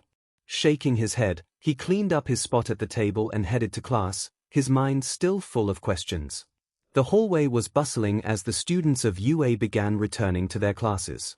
Kirishima and Mina were standing off to the side by a window, out of the way of the school traffic. So what's up? Mina asked. Kirishima hadn't said much after asking to talk, he had simply told her to follow him out in the hall to where they were standing now. The redhead looked at his middle school friend for a second, trying to think of how to approach the topic he wanted to discuss. He quickly settled on his usual style. Is there something going on between you and Midoriya? That style, of course, being as direct as possible. Mina's brain took a moment to fully comprehend what he just asked. What? She shouted, causing a few nearby students to glance over. She covered her mouth, waiting for them to look away before continuing. What are you talking about? Her face was a deep magenta. Come on, Mina, you're not exactly being subtle about it. You've been sneaking looks at the guy all day, he said, crossing his arms. Mina looked down. So he had seen all that. Plus, you getting all defensive when I asked why you were with him yesterday was a little weird. He also couldn't help but feel Midoriya had something to do with her sudden interest in academics, but he didn't feel the need to bring it up. Even if there was, why do you care? Clearly, Mina was annoyed with him butting into her private business. I know, this is personal stuff I'm asking about. The sharp-toothed boy leaned against the wall. It's why I didn't want to bring it up around the others. But you seemed off today, so I just wanted to make sure everything's okay. Mina sighed. He had all the tact of, well, a rock, but she had known Kirishima long enough to understand he was asking this because he cared about his friend. Yeah, everything's fine, she said softly. And, well, no, there isn't anything going on with me and Midoriya. She took a deep breath. But you want there to be something, right? Mina blushed again. Yeah. He knew it. I know, it's stupid. Stupid? What? Nah. Just a little surprising, that's all, he assured his pink friend. I mean, you've barely spoken to the guy. Well, I'm still sort of figuring it out. But this all started after our finals. Mina decided talking about this with someone might help her get a better idea of what to do. Kirishima seemed to wince at the mention of the exams. He had failed as well, after all. I was not happy with myself, to say the least. She thought back to that dark place she had been after the practical. How worthless she felt. How hopeless she felt. Not just about the exam, just about everything. I didn't feel like I had made any progress this semester, and when I saw how far everyone else had come I was starting to think I should just drop out. She shuddered. She never wanted to experience those feelings ever again. Shit. I wasn't too proud of myself either, but he could just tell by her tone how awful she must have felt. But, wouldn't you know it, someone managed to snap me out of it. Let me guess, Midoriya, right? Kirishima couldn't help but smile. The little guy had a way of being able to fire up his classmates. He was starting to understand. That sounds like him, all right. Mina chuckled. Yeah. She paused. He shared some pretty personal stuff me about himself. Made me realize I shouldn't be giving up over a couple bad grades. She didn't feel like it was appropriate to go into detail about what Izuku had told her. Fortunately, Kirishima didn't press. After that, I decided I wanted to get to know him a little more. As a friend. She rubbed her arm. At least, at first. But I'm starting to realize I might want to be more than just his friend. You might? Kirishima raised an eyebrow. Like I said, I'm still sort of figuring stuff out. She sighed again. I'm just not sure what to do. Why not just ask him out? The redhead asked without a second thought. Esha.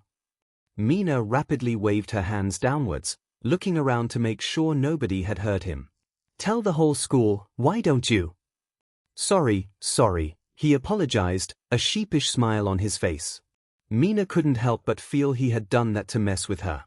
And I can't just do that. We've only known each other for like 2 days now, and well, you know how Midoriya is. I don't think I can be that direct with him without freaking him out. Izuku's social awkwardness and tendency to overreact in emotional situations were well documented in Class 1A. Besides, I'm still not entirely sure how I'm feeling. Like, I'm pretty sure I like him. But I want to spend a bit more time with him first. Just to be sure it's real, you know? Yeah, sure. Kirishima wasn't exactly sure what she meant, but he was never good at dealing with emotional stuff. Still, he wanted to help his friend. He snapped his fingers as an idea formed in his head. Why not ask him to help you study this week? Mina turned her head slightly, confused. I mean, you said you wanted to focus on school stuff right before the camp, right? Midoriya's a pretty smart guy, I'm sure he'd be a big help. Mina blinked a few times. That actually wasn't a bad idea. She could work on getting her grades up for next semester, and simultaneously spend some alone time with Izuku to get a better grasp on her feelings for him.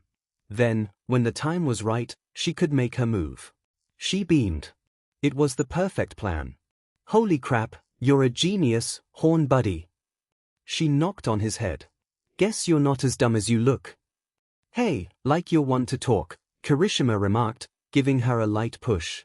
He was also smiling, though. Okay. Maybe I can talk to him after class and… Oh, shit. Mina looked at her phone. We're gonna be late, come on. She had a feeling Mr. Aizawa wouldn't care if it was the last day of class. Late was late to him. Kirishima watched her take off. He laughed to himself. Mina and Midoriya, here? Can't say I saw that one coming. He silently wished his friend luck. He wasn't even sure if Midoriya knew what dating meant. Hopefully things worked out. Or hopefully not. Kirishima growled, knocking his head back against the wall slightly as he forced that ugly thought out of his head. Come on, man, don't be like that. He started walking to class. Midoriya was a good guy, Kirishima knew that. Despite his normally timid demeanor, he had a hero's heart. Possibly more so than anyone else in the class. Whatever he and Mina talked about the other day, it had obviously made her see the little guy in a new light. He'd take good care of her. Besides, Kirishima was a man. And there was nothing manly about being jealous. A cheer could be heard throughout the entire school as the final bell rung. The semester had officially come to an end, and the students couldn't be more excited. I'll see you all back here in a week. In the meantime, enjoy your summer, Mr. Aizawa finished as he began to put away his materials. Most of Class 1A was already out of their seats as he spoke, eager to get moving. Izuku exhaled with relief as he finished putting his notes away. This day had been rough due to his lack of sleep, and he was ready to get home. The fact that he was finally getting a small break from the wonderful insanity that was UA was also helping his mood. The question was, what was he going to do with his free time? As he made his way out of the classroom, he pondered his possible options. Of course, there was training. Just because he was off didn't mean he could slack on that. If he wanted to master one for all, he couldn't afford to laze around, after all. But he couldn't just spend the whole week doing that. He couldn't imagine trying to train his quirk for a week straight. That sounded like pure hell. He had friends now, too. It was difficult to imagine, but he might actually be able to spend time with other people outside school, like Ida or Uraraka. Maybe even, hey Midoriya. Mina. He had been too busy thinking about his plans to realize she had approached him. Naturally, her presence startled him slightly. Oh. Hi, Ashido, he greeted. Mina rolled her eyes. How many times do we have to go over this? Oh, I meant Mina. Sorry. And what did I say about apologizing? SORMBH. He slapped a hand over his mouth to shut himself up. Less than a minute of talking and she already had him acting like a nervous wreck. She really had a natural talent for it. Anyways. He looked down at her right hand. How are you feeling? A lot better than yesterday, but this thing's still a huge pain. Can't wait to take it off tonight. She muttered. It's pretty rough not being to use your dominant hand for stuff. But you'd know about that, wouldn't you? She laughed, giving him a playful nudge in the arm with her elbow. For some reason, the brief contact made Izuku's hair stand on end. Ha. Yeah, I guess I would. He had come to class in arm casts more times than he cared to remember. Guess that's something else we have in common now. Mina Ashido and Izuku Midoriya, Class 1A brothers in broken arms. The two of them laughed. Once again, Mina's bubbly personality had infected Izuku somewhat. She could always make him smile. Their laughter died down before Mina continued. So actually, I kinda had a favor I wanted to ask, if that's okay. She asked. Sure, what is it? Izuku was a little uncertain given Mina's mischievous nature. Well, we've got a week before this camp thing and well, I kinda wanted to get a head start on catching up with school, she explained. Especially with these remedial classes I'll be doing. Gotta keep my mind sharp, you know? She poked her forehead a few times. Izuku wasn't sure how this involved him. Though he was glad to see she was still committed to improving her grades. But the thing is, I barely have any notes to go off. And I'm not exactly the brightest girl around, so... She closed her eyes and put on a big smile. Would you maybe be willing to help me study? Pretty please. Izuku was thrown off by this. Him? Helping her study? Like tutoring her? Where would they study with the school closed? A library? A park?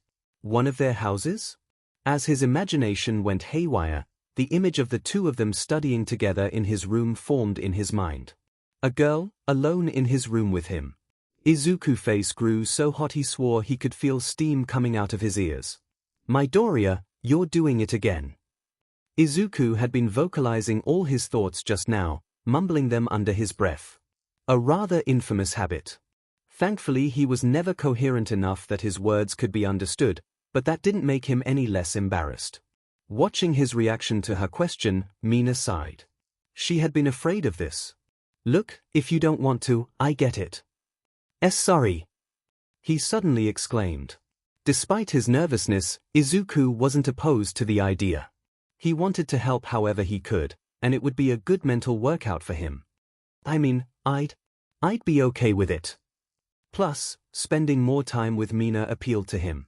Despite how worked up he could get around her, he was finding that being with her just put him in a good mood.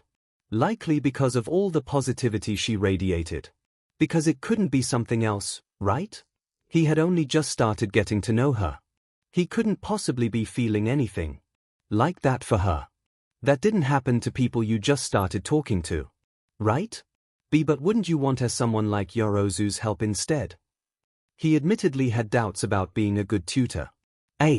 She was helpful, don't get me wrong, but her place was way too flashy for me.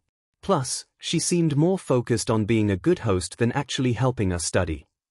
Mina appreciated her classmates' help, of course. She had passed the written test thanks to the study sessions. But she wasn't thrilled about any one-on-one study sessions with the rich girl. Besides, half the point of this was to get closer to Izuku. Oh. Well, alright then. When should we meet? Why don't we start tomorrow? Here? So soon? Izuku wasn't sure he could be mentally prepared by then. Well, we only have a week, right? Can't afford to waste any time. She punched the air. Go beyond, and all that. Izuku couldn't help but laugh a little at her gusto. Alright. Tomorrow. He had a feeling he was going to regret this. Sounds good. She pulled out her phone. Now let's just exchange numbers so we can figure out. She trailed off as someone bumped into Izuku as they walked between the two friends.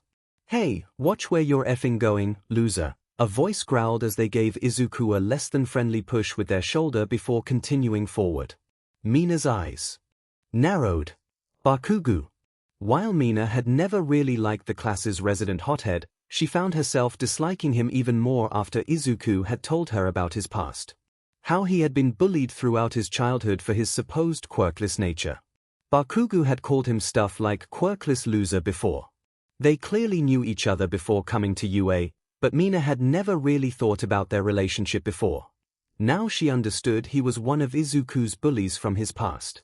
Just thinking about the fact that a guy who spent his time picking on someone like Izuku was here at UA sessed her off.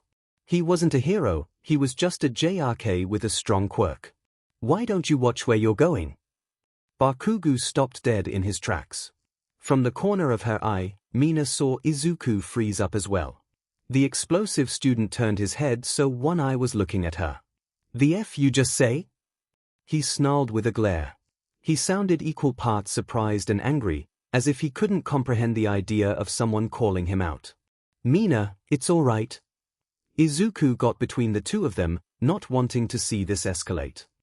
Let's just go, okay? Mina stayed quiet, but glared right back at Bakugu with equal intensity. They stared each other down for a few seconds before the blonde turned back around and kept walking, but not before sending a middle finger in Mina's direction. Mina growled. Why do you take that from him? She asked. It's a long story. Kaken and well, he wasn't always like that. Mina had a very hard time believing that. Just don't worry, okay? It doesn't really bother me anymore. That's the part that Mina had a problem with. But if he insisted, fine, she'd drop it. She sighed. That a-hole had completely spoiled her good mood. So, you said something about phone numbers? Oh, right. Mina decided to forget about Bakugu for the moment as she opened her phone. The two exchanged numbers. Of course, Izuku started to freak out a bit as he realized he had just been given a girl's phone number. Well, I'll see tomorrow then. We can talk later about a time and place. Bye. Mina walked off, leaving Izuku to stare at his phone in wonder. She had considered asking to walk with him to the train station, but decided to give him some breathing room. She had to be patient with him, after all. Izuku looked at the number on his phone for another minute before finally accepting that, yes, Mina Ashido had given him her number. He had no idea what to expect tomorrow. As he went back to the main menu of his phone, his eyes widened when he saw the time. Crap, my train's gonna be here soon. He took off in a sprint, not wanting to have to wait for the next ride home. Izuku was starting to think he had made a mistake. Sitting at the desk in his room, the boy pored over the notes he had taken on various subjects this past semester, making sure he had a good enough grasp on the material. Note-taking had been more or less a hobby for Izuku. Most of his life, so his notebooks were crammed with information.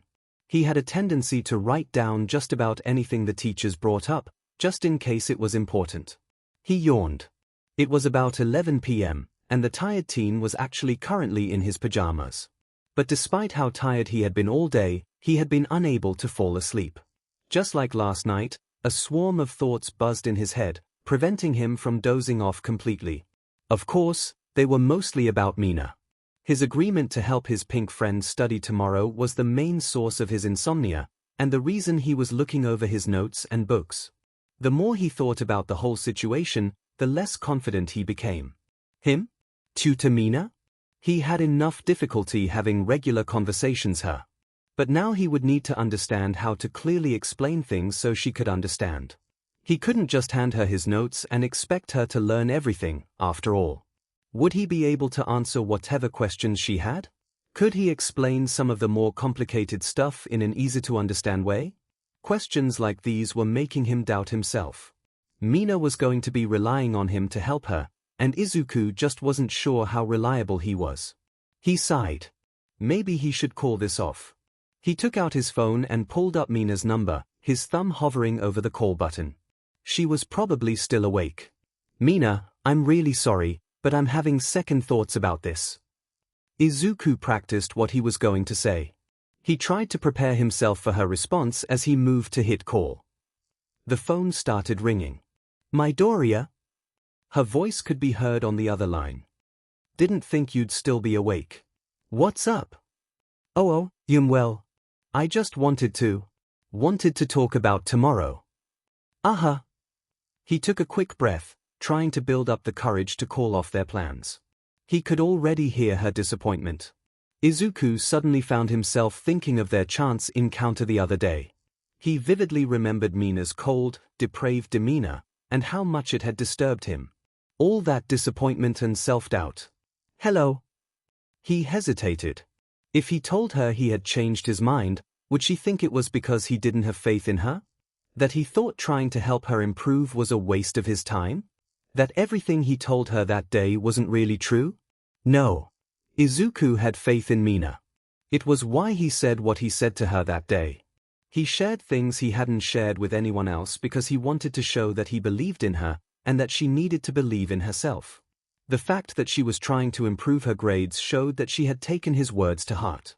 Mina had come to him asking for help. She had done so because she trusted him to be able to teach her. And if that was the case, he needed to believe her trust in him was well placed. You fall asleep on me, man? Ah. Sorry, I got distracted, he fibbed. No kidding. So what about tomorrow? Izuku needed to think of something to say.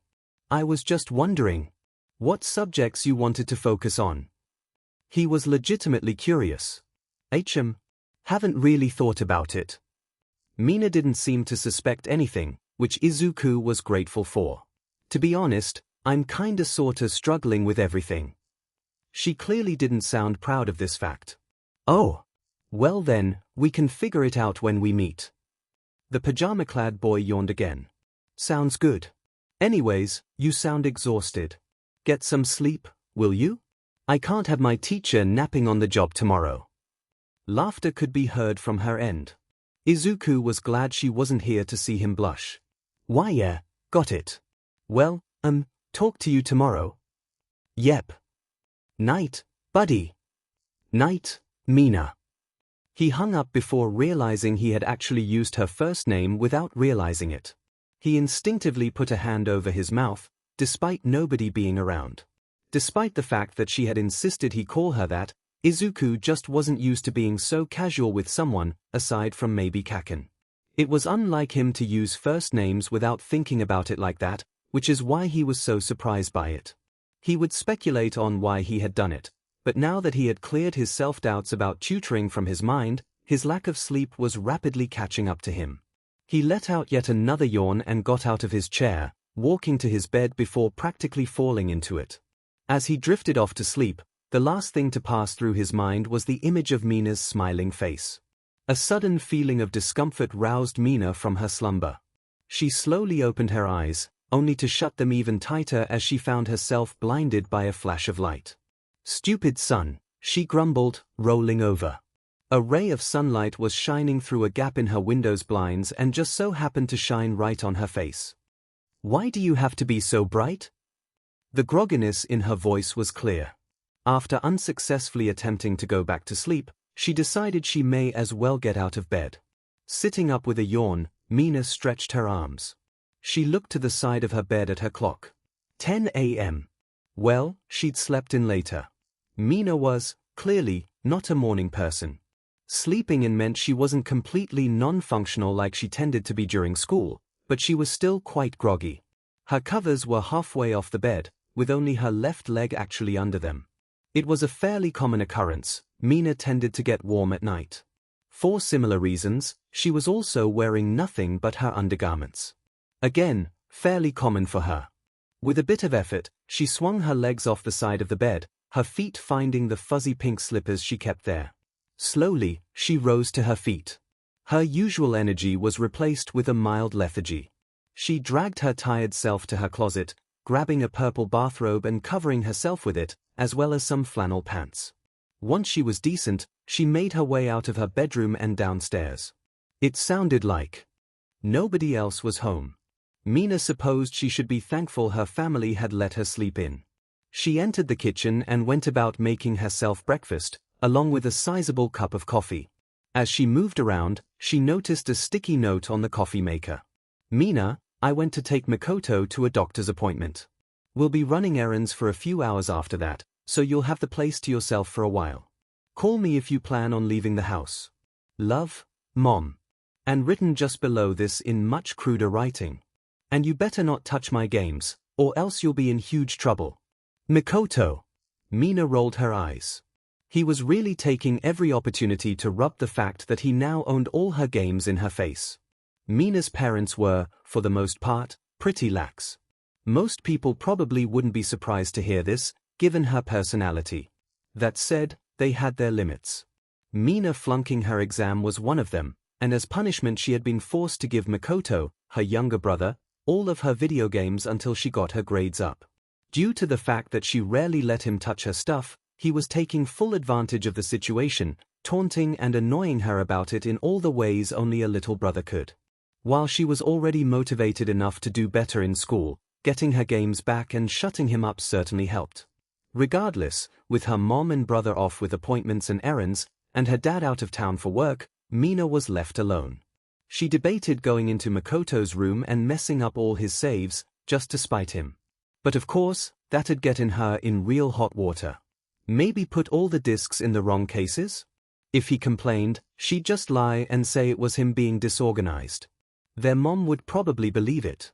As she sipped her coffee, pondering ways to mess with the little devil that was her brother, she felt her phone buzz. Taking it out, her face brightened as she saw who it was. "Hello Mina, are you awake?" A text from Izuku read. Mina had temporarily forgotten her plans with the boy due to her half-awake state. She started typing back. "Barely. Oh, sorry. Did I wake you?" She chuckled at his worried response. Even in text form, Izuku was just so. "Izuku. Now you're good. Just woke up like 10 minutes ago is all." Something told her that I had been up for a lot longer. He seemed like an early riser. "Anyways, what's up?" "Well, I just wanted to try to figure out a time and place for us to meet today. I'm helping my mom around the house for a few hours, but I should be available around 1. Mina couldn't help but laugh at the contrast between Izuku's messages and hers. She could just imagine him sitting there, meticulously typing his texts out so they looked proper. Very different from her use as few keys as possible style. He was such a dork. But an adorable dork. Adorkable, if you would. Disregarding her amusement at the formality of his texts, Mina tried to think of a good place to meet. Well, we could do my place. I'm home alone at the moment. Though it could get awkward if my family comes home to find me alone with a guy from school. In truth, Mina didn't want to study here. She had no idea when her family would get home, and it would be impossible to focus once they returned. But she knew mentioning the prospect of them being alone in her house would get him rattled. She pictured him once again, his face turning bright red upon reading her message, hands trembling as he read her message. Ardnifi. I didn't, Maya. I didn't mean to send that. That. Mina smirked, the string of erratic responses confirming her vision. I'm just kidding, dude. Chill. She decided to spare him further torment and ask about his place. His next response took a little time. There's a library a few blocks away from my apartment. We could meet there if you want. A library seemed perfect. Sounds good to me. How about 1:30? That would be fine. I'll send you the address. I'll see you then, Mina. Sire Midoriya, the pink teen put down her phone, returning to her breakfast. She noticed he had actually called her Mina without needing a reminder. Progress. 1. It was 10:30 now, and she wanted to give herself about an hour to get to the library just to be safe. So, she had about 2 hours to kill. More importantly, 2 hours to mentally prepare herself. While she had every intention of focusing on getting some actual studying done, Mina wanted to use this chance to get closer to her new crush. The more time she spent thinking about Izuku, the more certain she was about her feelings for him.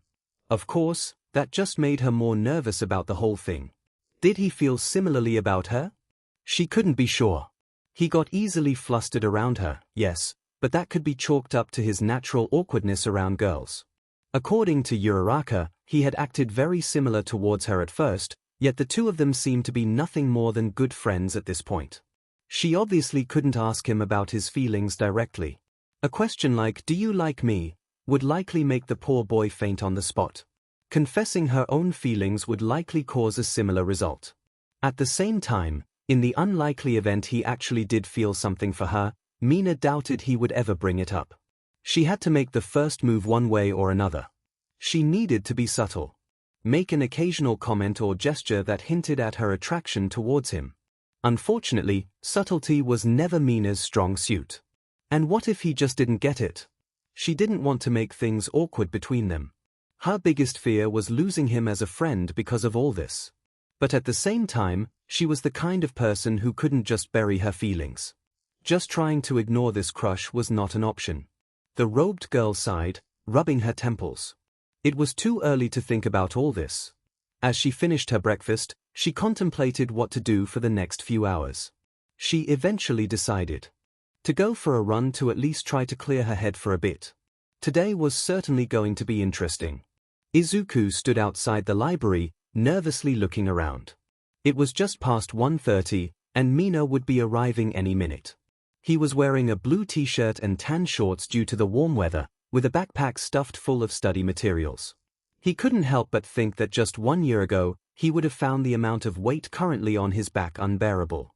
But after his training with All Might, it didn't feel remotely heavy. It gave him a sense of pride, something rare for the one-for-all inheritor. Unfortunately, that didn't help calm his nerves much.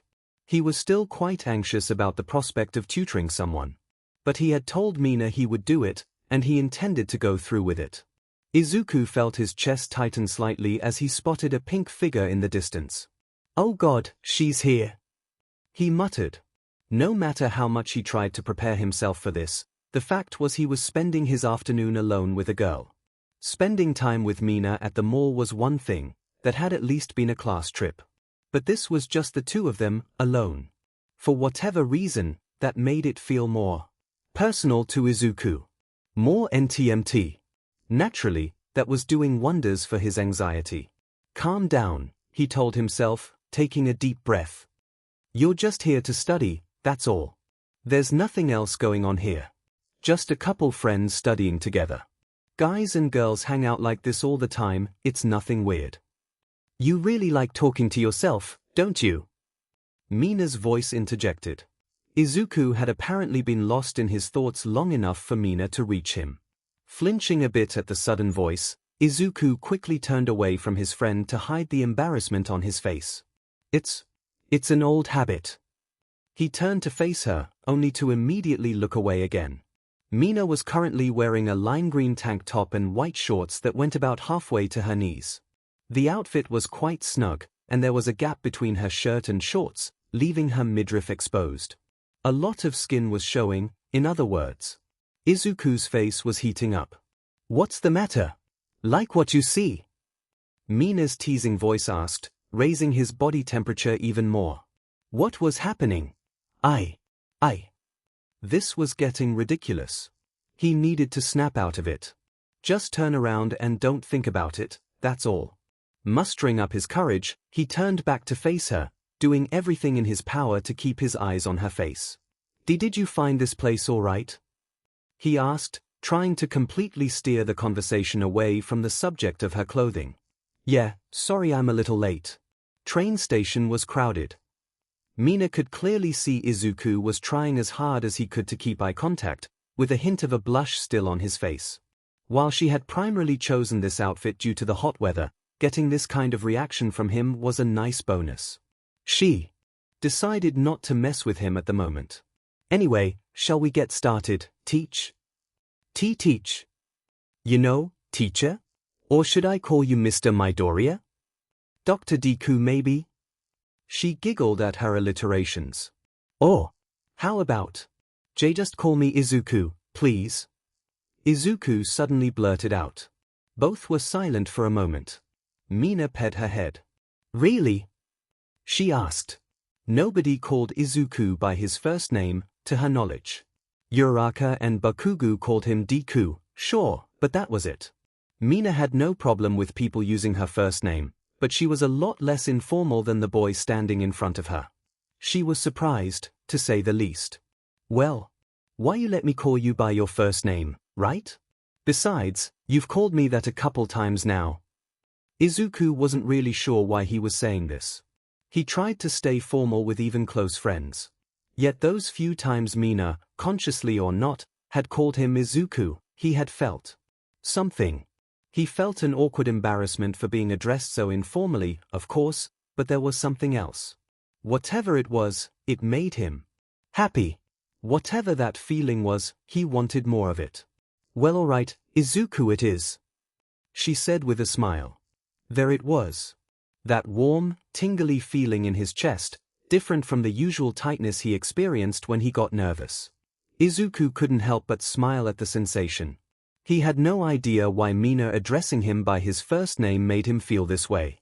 Well, there was one possible reason. But Izuku refused to even think about that.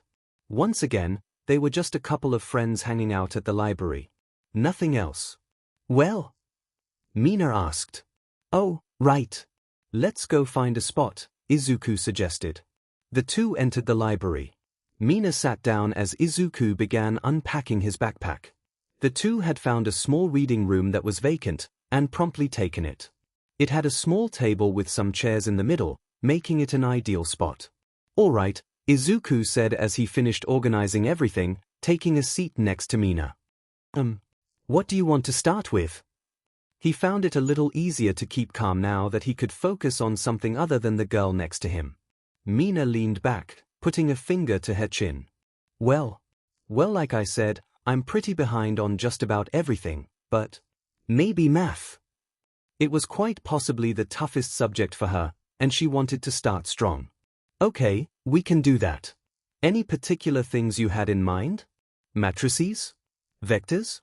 Conic sections maybe? Mina stared blankly at him. You do remember what that all is, right? Which one of those was the stuff with triangles? I got a couple notes on that stuff in here somewhere. Mina flipped through her math notes. That's trigonometry, Mina. Izuku tried to hide the exasperation he was feeling. Mina snapped her fingers. Right, Right.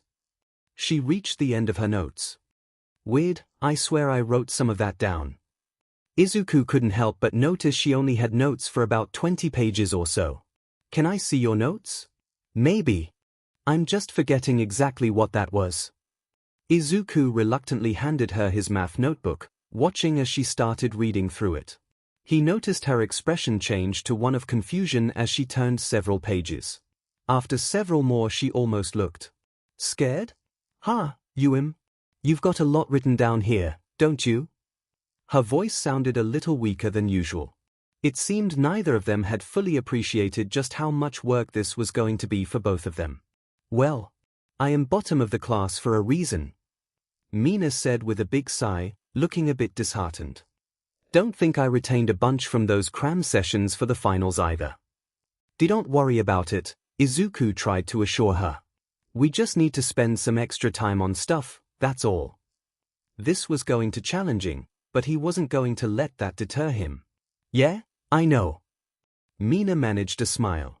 She wasn't letting this get to her either.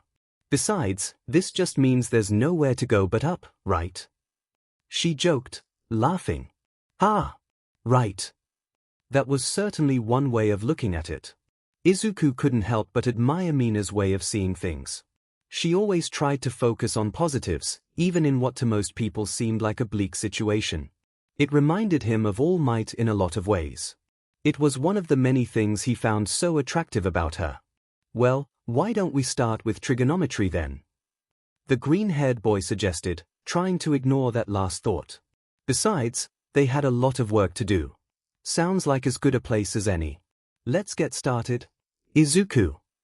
Her classmate ignored that familiar feeling in his chest and opened his notebook.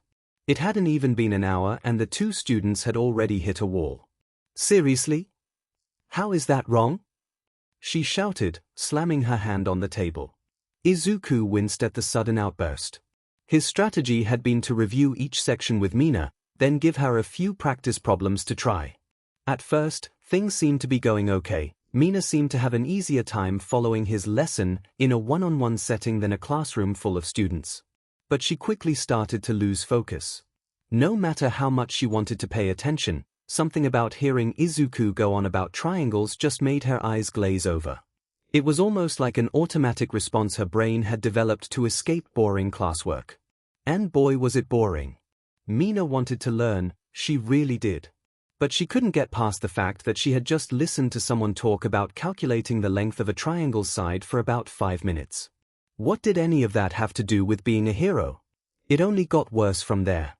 Mina hated math not just because it was boring, but because it was hard. She had tried solving 4 different problems now, and had yet to get a single one right. She was starting to get frustrated, to say the least. IIT's okay, WE can come back to that one. J just try the next. Stop. Mina looked at him. This obviously isn't working. She sighed loudly, putting an elbow on the table and resting her cheek in her hand. Mina had known this wasn't going to be easy, but the fact that she was blundering this much this early was discouraging, to say the least. Sorry, I probably explained this stuff poorly. Do you want to go over it again? Mina shook her head. That's not the problem. You're doing great, really. I can't bring myself to give a DMN about this. She sat up, throwing her arms up as she exclaimed this. Like, why should it matter whether or not I can calculate a hypotenuse? That has nothing to do with hero work. Like, I get knowing hero lore and even history stuff. But when am I going to use math to fight a villain? Izuku hated seeing Mina upset. She was clearly trying, but she had made a habit of, for lack of a better term, slacking off in school. Breaking it was going to take some effort. He had to think of something to say. Half a teacher's job was to motivate their students, after all. If that's the problem, maybe try thinking about it differently. He quietly suggested. Mina looked back at him, a little confused. Like them? He stalled for a few seconds as he pieced together what he was trying to say. Don't focus so much on the subject material itself, I guess. What? Mina tilted her head. Izuku stroked his chin. Think about it like this. You don't lift weights because you expect to have to pick up 10-pound dumbbells somewhere, right? You do it to get stronger. Mina nodded. Well. He picked up the sheet of paper she had been working on. Think about this math problem like a weight for your brain. We're not being taught this because they want us to know everything about triangles. Well, unless you're going to be like a hero that helps with construction or something, because then you need to know that kind of stuff to properly. Izuku, slow down. Mina, who had turned her chair to face him, rested a hand on his shoulder. I think you're getting off topic. Izuku blushed slightly, partially due to his tangent, but also because of her touch. Right, anyways. I think we're sorta learning this stuff to train our brains. A hero needs to be able to think quickly and clearly in a high-pressure situation, and you need a strong brain to do that, he continued. Like, think of a fight with a villain like a math problem. Mina raised an eyebrow. Just, let me explain. The villain is the problem, and the solution you're trying to find is how to defeat them. And there are things you potentially know, just like how this problem gives you one of the triangle's sides and angles. The environment you're fighting in, your quirk, the villain's quirk. You need to be able to think of how to use that information to solve the problem. It wasn't the best analogy, but it was what he thought of. If that makes sense. Mina stared at him in wonder for a few seconds. Villain fights are math problems. Really? She put a hand to her mouth as she tried, and failed, to contain her laughter. God, you are such a dork, Izuku. The aforementioned dork's face turned red at this. The laughter continued for a good 15 seconds. He had to admit, when you really thought about it did sound pretty stupid. Who? Oh man. Mina slowly calmed down, wiping a tear that had formed in her eye. I really needed that, thanks. She cleared her throat. But I get what you're saying. I think. Mina had never thought about her schoolwork that way. School is a gym for your brain, basically. Yeah, makes sense. She recalled her practical final. When Nezu started his attack, she had completely panicked. Rather than try to analyze the situation or strategize, she and Kaminari just ran and hid until time ran out. Perhaps that was a consequence of her brain being out of shape, to keep with Izuku's comparisons. She tried to picture someone like Todoroki or Yarozu in that situation. No doubt they would have remained calm, devised a plan to bypass the obstacles before them, and subdue their opponent, just like they did with Mr. Aizawa. In the end, what Izuku was trying to say was, learning about triangles would in fact make her a better hero, in a manner of speaking. All right. She pounded a fist into her palm, a determined grin on her face. Let's take this from the top. I'm gonna whoop these trig problems butts. Izuku smiled, happy his analogy ultimately worked. He flipped back to the start of the chapter they were on, confident that they could make progress this time. Boom! Take that, villain! Mina cried as she leapt out to her feet, triumphantly pointing at the paper in front of her. Woohoo! Another chapter down. I'm on a roll, baby. Izuku couldn't help but laugh at his friend's antics. He never expected to see someone get this excited over studying. The tutoring had become significantly more productive after Izuku gave his mental workout spiel. Mina was far more focused than when they first started, and even started taking some of her own notes. He still had to get her attention more than a few times. Mina was still Mina, after all, but the distractions were few and far between. Once she was able to pay attention, solving the problems became much more doable. She still messed up here and there, but after carefully evaluating her work she eventually found the right answer. As the study session went on, Mina's attitude improved more and more. The more they worked, the more consistently she was able to solve the practice problems. And the more answers she got right, the more fired up she got. Soon every right answer was cause for celebration as Mina started treating them all like dangerous villains she had brought to justice. Evidently, she was really running with his silly analogy. Izuku couldn't help but feel proud, both of himself for successfully teaching, and of Mina for working so hard. He knew how tough it was to start climbing from the bottom, sharing that feeling was what brought the two of them together in the first place, after all. Alright, what's next? Mina started shadowboxing. Come on, bring on the next chapter, coach. Her enthusiasm was admirable, but Izuku was starting to feel a bit tired. They had actually managed to cover a good deal of the math course at this point. How about we, take a break? He suggested. Mina stopped punching the air and gave him a surprised look. Here? Really? Yeah, I think we could both use one. Mina stood there for a few seconds, and then suddenly collapsed in her seat, exhaling dramatically. Good, my brain's starting to hurt. And I think I got a hand cramp from all this writing. She whined. In an instant, all of her energy had vanished. Izuku let out a small sigh. Mina's ability to completely change moods at the drop of a hat was quite a spectacle. What time is it, anyway? Oh, it's him. The one squirkless boy checked his phone. He hadn't been keeping track of time much either.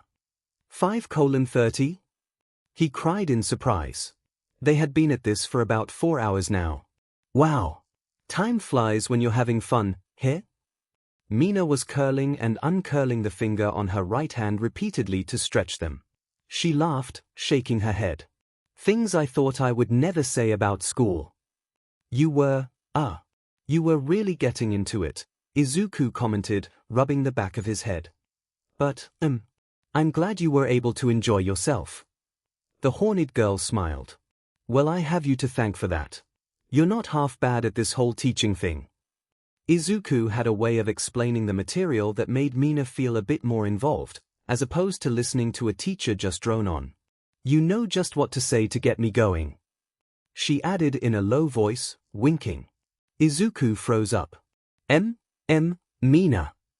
He stammered, questioning whether or not he heard that right. His eyes subconsciously started to drift downward.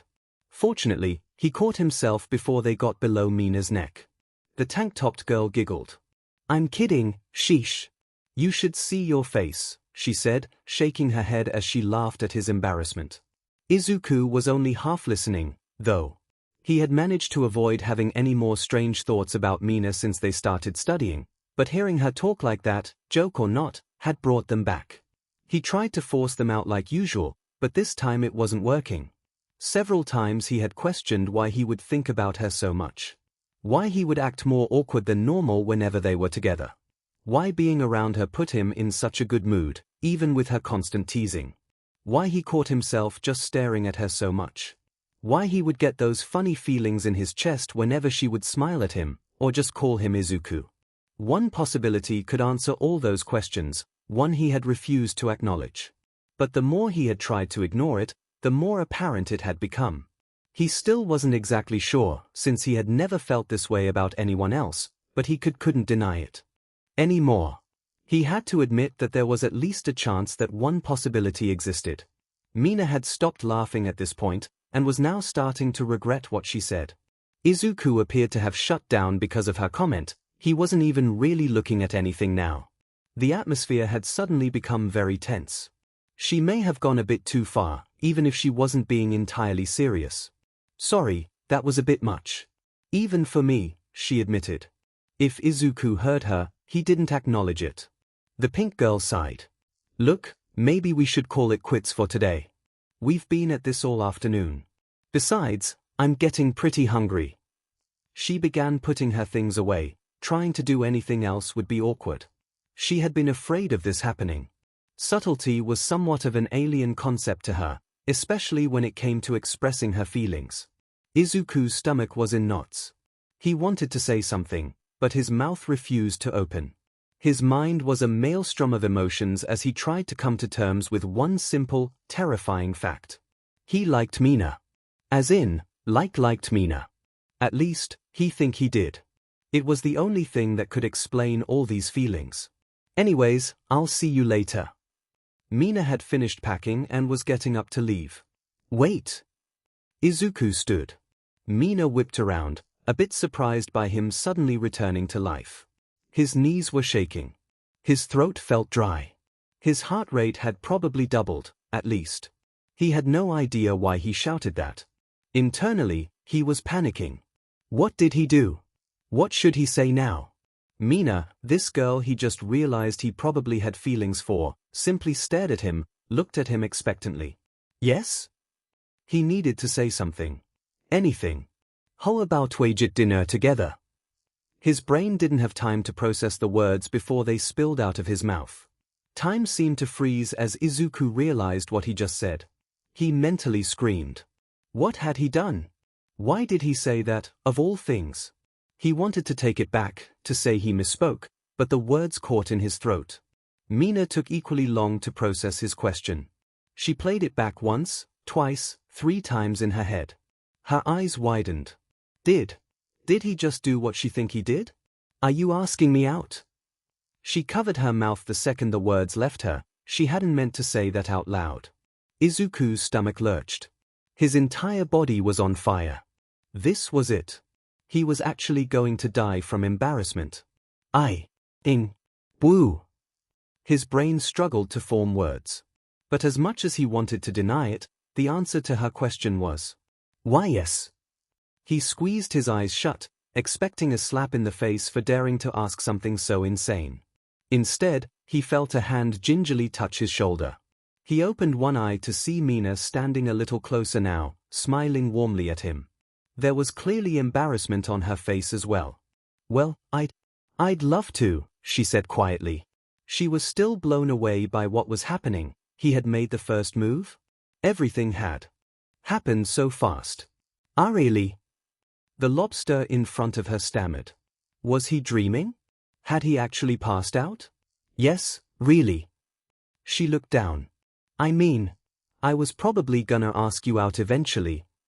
Izuku's eyes went wide. What?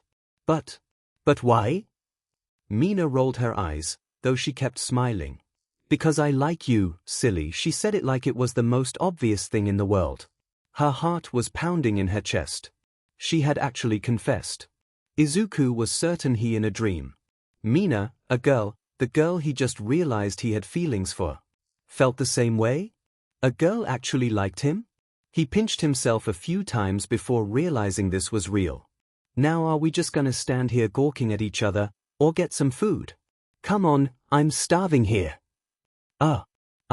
Just a second. Izuku finally managed to regain control of himself as he frantically started to pack up his belongings. A date. He was actually going on a date. A date. Izuku was going on a date. Izuku was actually going on a date. The inheritor of One for All's brain had been stuck on repeat for the last several minutes as it tried to comprehend this information. It simply didn't seem possible. No girl could be interested in someone like him. And yet, here he was with not just any girl, but one he actually harbored feelings for. And not only had she actually agreed to go out with him, rather than laugh in his face when he asked, but she actually felt the same way about him? It defied everything Izuku had been conditioned to think. But then again, that had happened a lot this year. He glanced at the girl walking next to him. Being near his house, Izuku had recommended a ramen shop that was fairly close to the library, which Mina seemed to be fine with. Once they had decided that, the two had walked in almost complete silence. While she clearly wasn't nearly as wound up as Izuku was, Mina was also quite nervous. She was still reeling somewhat from the normally shy boy's sudden question. She could still hardly believe he had actually been the one to ask her out, instead of the other way around. Plus, on top of that, she had decided to confess her feelings right then and there, something she was still not sure was a good idea. Izuku hadn't really said anything in response to it. Did he not actually feel the same? But then why would he ask her on a date if he didn't? Did he just not feel comfortable saying it? The black and yellow-eyed girl shook her head. It was very unlike her to be this shaken. She wanted to say something to the boy, but her voice just didn't want to work. The most she could do was steal the occasional glance at him. Unbeknownst to her, he was doing the same thing. By chance, they each tried to sneak a peek at the same time. Upon realizing the other had caught them, they each snapped their heads away from one another. Mina was getting annoyed. What was she doing? This whole shy girl routine wasn't her in the slightest. She cleared her throat. So, she mustered up some courage and turned to look at her date again. This seemed to startle Izuku slightly, suggesting he had been deep in thought like usual. How much further is this place? Please. Are right around this sea corner, actually, the tense boy stuttered. Mina sighed. They both needed to loosen up a little if this was going to go anywhere. As they rounded the street corner, the sign for the shop Izuku had mentioned could be seen. As the two teens approached the entrance, Izuku suddenly sprang forward. Before Mina could react, he had flung open the door with an excessive amount of enthusiasm, holding it open as he moved to the side. After you," he squeaked, gesturing with his free hand for her to enter, practically bowing. This was the sort of thing guys were supposed to do on dates, right? The horned girl stared blankly at him for a few seconds before she realized what he was doing. In an instant, the stuffy, awkward air seemed to dissipate as a result of Izuku's over-the-top chivalry. "Oh my, such a gentleman!" Mina exclaimed in a fancy voice, curtsying with an invisible dress. He was such a sweetie. A dorky sweetie, but a sweetie nonetheless. Giggling at the blush that appeared on his face in response to her comment, Mina entered the restaurant with her companion right behind her. They sat themselves down at a booth across from one another. "This is nice," Mina commented, looking around. "Very romantic." She had regained her composure, and was back to her normal, teasing self. Izuku made a small, high-pitched sound as she said this, looking down at his menu. He heard another giggle from Mina. "Come on, Izuku, we're on a date here. Lighten up a bit." He gulped. She was right, of course, but calming down seemed near impossible for him right now. Sorry," he murmured, clearly embarrassed at his own, embarrassment. He took a few deep breaths, trying to unwind just a bit. It slowly started working, his hands stopped shaking a little, his heart rate slowed, and his stomach muscles loosened. He gathered the resolve to look at Mina. She smiled as he did. "That's better." Mina looked at her menu. "Now, what to get?" The two took some time to decide on what they wanted, Izuku recommending a few things to Mina at her request. A waiter came by to take their orders, and returned shortly after that with drinks. As they waited for food, the pair chatted a bit, now feeling a little more at ease. "So do you come here often?" Mina asked. "Well, my mom would take me here a lot when I was younger. Nowadays it's kind of a special occasion thing for us." Mina smirked. "Figures you're a mama's boy." That's..." Izuku seemed to shrink a little, blushing as he sipped his drink to avoid saying anything else. Mina laughed. "Nothing wrong with that. I think it's cute." She paused. "Just like you," she added with a wink. Izuku started coughing as he choked a bit on his drink. How could she expect him to lighten up if she kept saying these sorts of things? Of course. Deep down he liked hearing her say stuff like that. Knowing someone felt this way about him was uplifting, to say the least. "Whoa, don't die on me, man," Mina exclaimed. Izuku pounded his chest a couple times. Sorry," he sputtered as he stopped coughing. They looked at each other for a moment. Izuku realized he hadn't said anything remotely romantic since they left the library. And he had been the one to suggest they go out in the first place, even if he hadn't exactly meant to at the time. Mina had made a few flirty comments here and there and was clearly trying to make something of this. He swallowed some saliva. He should say something nice at least. Compliment her on her appearance maybe? That's something you did on dates, right? He should comment on her outfit, or her hair, or, "You're pretty." Izuku buried his face in his hands as it turned dark red. Apparently his mouth and brain were not working together today. Mina's cheeks turned magenta at his comment, yet at the same time she burst out laughing. "Smooth. How long did it take you to come up with that one?" "I'm really bad at this." Izuku's voice was muffled by his hands. Why did he even try? Kinda. Izuku felt her hands grab his, increasing his anxiety. She slowly pulled them away so he was looking at her. "Look, you don't need to try so hard. I mean, I appreciate the compliment, but..." It almost sounded forced. Izuku averted his eyes. We're on a date, so I figured. Just act natural, dude." She squeezed his hands a bit. "Don't do stuff because you think you have to." Izuku was silent, but nodded. "Good." Their food arrived shortly a minute later, which they promptly started eating. This is pretty good. Mina commented with a mouthful of noodles. I can see why you like this place so much. Izuku simply nodded back, not wanting to talk with his mouth full. They didn't say much as they ate. One of them would occasionally comment about some aspect of the food, but that was about it. Izuku reflected on what Mina told him. She was right, he shouldn't be trying to do or say anything just because it's what he was supposed to do on a date. Not unless he genuinely wanted to, anyway. And was very clear he was not a romantic sort. He looked up from his bowl at the girl across from him. His tactless comment hadn't been a lie, of course. Izuku did find Mina quite attractive.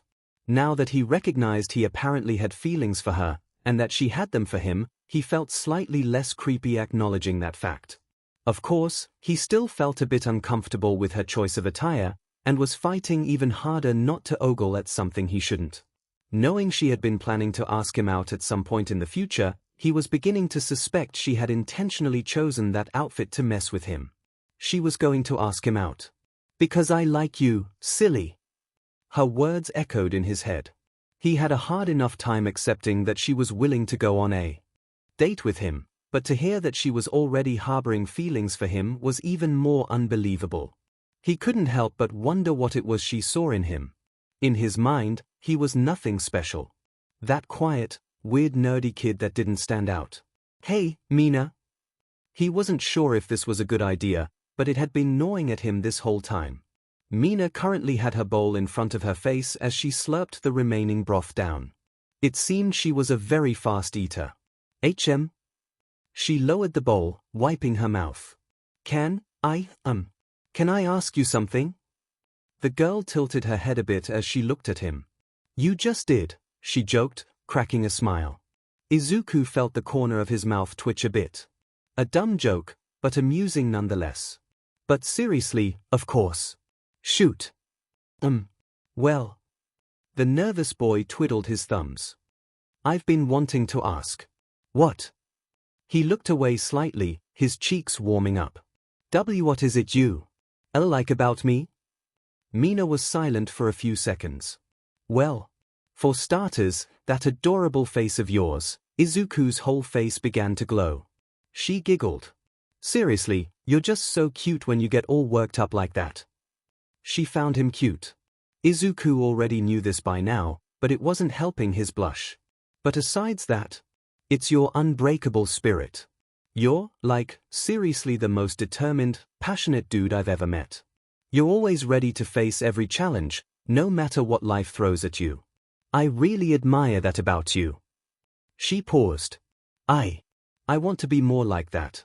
Hard-working, driven. Mina. But also, it's your genuineness? Is that a word? You're just so honest and open about yourself and your feelings when you want to be. You're not afraid to be emotional. I think it's really sweet.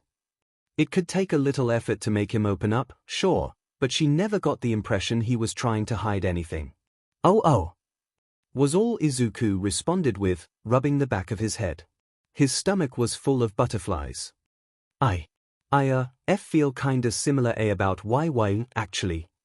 He said quietly. Mina felt her chest muscles tighten just a bit. Why you're so comfortable with yourself? Why you're always so confident and positive about everything, he stammered. It's a lot like All Might. I want to be more like both him and you. He gulped. I really like that about you, Mina. He blushed once again. And you think I'm really pretty, right? The now blushing girl joked. Izuku fumbled with words, and sighed. Why yes. There was a brief silence between the two of them before they both started laughing. Neither was sure why they laughed, it may have simply been the good mood they were both in. Despite his constant stuttering and overall nervousness, Izuku was having a great time. Spending a meal with someone he cared deeply about made him glow with happiness. Mina was, of course, experiencing a similar feeling. They stopped laughing and simply looked into each other's eyes, each smiling warmly. At the other, it seemed they had been so drawn to each other because they each admired something about the other, both aspired to be more like one another. Finding each other physically appealing certainly didn't hurt, either. They continued to gaze at one another. For a second, the rest of the world seemed to stop existing. Mina! Izuku! The sudden appearance of their server shattered the moment as he placed a check on the table. Naturally, the two students were a bit upset about this interruption. Izuku scrambled for the check. Oh! Let me get that for... Izuku, no. Mina grabbed his arm as he reached for the paper. But I asked you out, I should? What did I say earlier? She pushed his hand away. I appreciate the gesture, but we can split it. I don't mind. Oh, all right. They each pulled out their wallets. You sure you? Yes, Izuku. The heroes in training exited the restaurant, stopping just outside. They turned to each other. So? Mina started. Now what? It was only 6:45, they had been out for about an hour. Should we call it a night? Izuku didn't really want to part ways just yet, but he also didn't want to impose. PFF, you kidding? It's way too early, dude. Besides. She took a step closer to him. I still want to spend some time with you. Oh, okay. Izuku was feeling a bit uncomfortable with how close she was getting. What did you want to do then? Mina looked across the street, a theater catching her eye. How about a movie? She suggested. Dinner and a show, pretty standard dating stuff. Plus, the perfect place for them to get a little NTMT. Yeah, that sounds nice. The green-haired boy agreed. Great. Shall we? They began making their way across the road. These look good, Mina said, pointing at a couple seats near the back of the theater. She and Izuku made their way over, sitting down. Unsurprisingly, the two of them had settled on seeing a film about heroes. However, this one was a particularly old film, one that was actually made before quirks first appeared.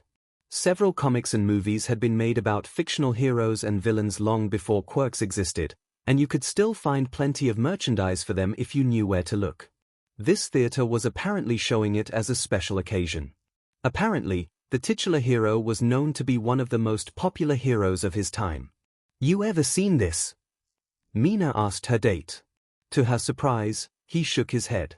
No. I've heard of the character though. He used to be a huge thing back when these kinds of characters were popular. Well, he doesn't sound that cool. I mean, Spider-Man, really? Couldn't have picked a slightly more creative name? Mina shook her head. Didn't you pick Pinky for your hero name? Mina's face turned a bit magenta. That was because that stupid Midnight wouldn't let me take my first choice. She argued, puffing her cheeks a bit. Besides, it's a work in progress. Izuku unsuccessfully tried to hide his laughter. It was rare for Mina to get caught off guard like that. It was really cute. Right? Izuku decided not to press any more. By the way, where did the name Alien Queen come from, anyways? Mina turned to look him in the eye. You don't know? Izuku shook his head. For a moment, he saw a sinister look flash across her face. It seemed she had gotten an idea. He didn't like that. I'll explain some other time. It'll be more fun to show you, was all she said. Izuku really didn't like that. However, before he could ask any more questions, the lights dimmed as the logo for the movie studio came up. Oh, it's starting! Mina excitedly proclaimed. Izuku forgot about the conversation they were just having, his attention immediately turning to the screen. The two were silent as the movie began to play. They'd occasionally whisper about something happening in the plot, or pointing out a bad special effect, the movie was old, after all, or an actor's performance. 20 minutes into the film, Izuku felt something on his hand. He blushed as he realized it was Mina's hand once again grabbing his. Instinct told him to pull away, but something else told him to leave it there. He decided to listen to that feeling as he adjusted his hand so it was also holding hers. Just like at the hospital. He felt Mina shift. He turned to see her looking at him, smiling gently. He did the same, though his probably looked a bit more sheepish. 40 minutes in, Mina decided to take it a step further. She had eased Izuku into things at this point, and felt comfortable escalating a bit. Inching closer to him, she leaned in and rested her head on his shoulder. She felt all the muscles immediately tense up. Mina, Izuku loudly whispered. She couldn't quite see his face, but he was obviously way more anxious than normal. What are you doing? Sh. She shushed, nuzzling him a bit. Just let me stay here, alright? She rubbed the hand that was gripping hers with her thumb a bit. She felt him shudder. Izuku was panicking. Was this really okay? He had never been anywhere near this close to a girl before. It felt so nice and warm. Izuku swallowed. He still wasn't sure if this was okay, but he decided he was fine with it. For now, at least. Okay, he said softly. He felt a soft squeeze on his hand in response. Slowly, almost unconsciously, Izuku lowered his head so it was resting atop Mina's. More warmth. More niceness. He picked up a faint, sweet smell, coming from her hair. Her shampoo, perhaps? Despite his bright red face, Izuku smiled. Wide. He, again mostly subconsciously, nuzzled Mina just like she did to him. A soft, pleasant sound escaped Mina's lips in response. This only made his face redder and his smile wider. They remained like this for most of the rest of the movie. Occasionally, they'd separate when a dramatic moment happened so they could properly react, but they would quickly return to their positions right after. Each time, Izuku's hesitation faded more and more. Neither of them had felt this much joy in a long, long time. The pair left the movie theater, fervently discussing the film they just saw. That was amazing. I can't believe the bad guy stabbed himself with his own jet thing like that. Talk about karma. Mina exclaimed, flailing her arms. Yeah. Izuku had visibly winced at that scene. It was good the villain was stopped, but death was not something he liked seeing. Still, it wasn't like the hero killed him. But man, what a weird concept. Getting a quirk because a weird spider bit you. Well, it technically wasn't a quirk. Those didn't exist back then, after all. Yeah, semantics, Mina said, waving a hand up and down. Izuku had to admit he felt a real connection with the protagonist. A nerdy high school kid who was constantly picked on suddenly getting superpowers and getting the chance to be a hero? It hit a little too close to home. Still, I mean, can you seriously imagine if you could just be given a quirk like that? Talk about crazy ideas. Izuku stopped walking at these words. You're just so open and honest about yourself. He recalled what Mina had said just a little while ago. It was one of the things she said she liked most about him. Why she had agreed to go on this date. And yet, she had no idea. Actually, about that. He found himself saying. Mina looked back. HM? What about what? The idea that you could be given a quirk is. It's not so crazy. Mina had now turned completely around, a confused look on her face. What makes you say that? She asked, ping her head as she raised an eyebrow. Because, well, He stopped himself. What the heck was he doing? He couldn't tell her that.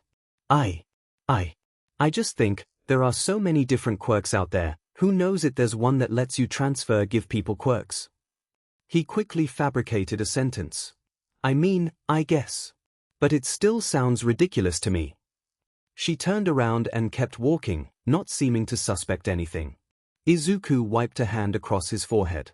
No matter how he felt about her, there was no way he could tell her about One for All. He hadn't told anyone, not even his mom. Still, the fact that it meant he was sort of lying about his powers to her didn't make him feel too good. But he had technically told her the truth, so he managed to shake off the guilty feeling after a minute or two. The two decided it was now late enough to end the date. Izuku agreed to walk with Mina to the train station and see her off. Despite their actions in the theater, they decided not to display any affection as they walked. Mina wanted to, of course, but she knew doing anything in public would make Izuku far too uncomfortable at this time. They arrived at the station after a short walk, finding the platform Mina would board her train. The pink girl led him to an area where there were no people standing around, and turned to face him. Well, this was fun, she stated, her arms behind her back. Yeah, it was. The two of them didn't say anything else for a moment, both of them shuffling awkwardly. Would you, like to do this again? Mina asked, moving just a bit closer towards the boy. I would, yeah. Izuku tugged at his collar. Would you? Definitely. Another awkward silence. Both students had blushes on their faces. And, Mina took another step, closing the gap between them further. Thanks again for all your help today. I wouldn't mind studying together some more. Izuku gulped as he realized they were only about 6 inches apart. Yeah, that'd be fine. A third, longer silence. They stared at each other, hearts pounding. Mina inched closer once more.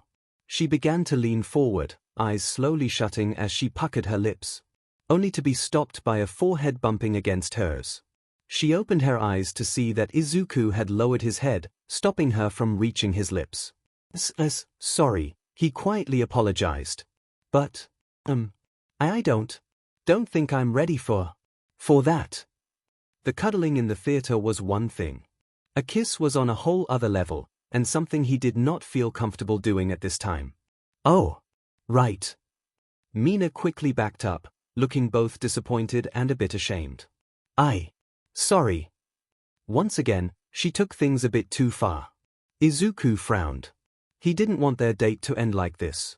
Without a word, and mostly without thinking, he suddenly moved forward and wrapped his arms around Mina, pulling her in for a hug. It was still incredibly nerve-wracking for him, but significantly less so than a kiss. Mina was stunned for a few seconds, and then returned the embrace. She rested her head on Izuku's shoulder once again, taking care not to poke him with her horns. The warm, soft feeling Izuku felt at the theater was now completely covering his body. He had never felt such a comfortable sensation before, and he didn't want it to end. Mina felt the same way. They were forced to separate when they heard Mina's train start to pull into the station about a minute later, though they kept their hands on each other's shoulders. Well, talk to you later, Mina said after a few seconds. Reluctantly, she completely separated from Izuku and made her way onto the train. They waved to each other as the doors shut and the train pulled out of the station. Izuku sighed heavily, leaning his back against a wall. He still couldn't believe he had actually hugged a girl like that. He couldn't believe most of the things that occurred today, really. And yet, it had happened. All of it. And he couldn't be happier because of it. He had successfully gone on a date with Mina Ashido. And from the sounds of it, he may have another one to look forward to. And perhaps another after that. And one after that. And it slowly dawned on him. Did he have a girlfriend now? Izuku clutched his head with one hand. Despite everything that had happened today, that was a concept his brain refused to accept. He actually felt faint just thinking about it. He started heading home, trying not to think too much more about the idea. At least, not yet.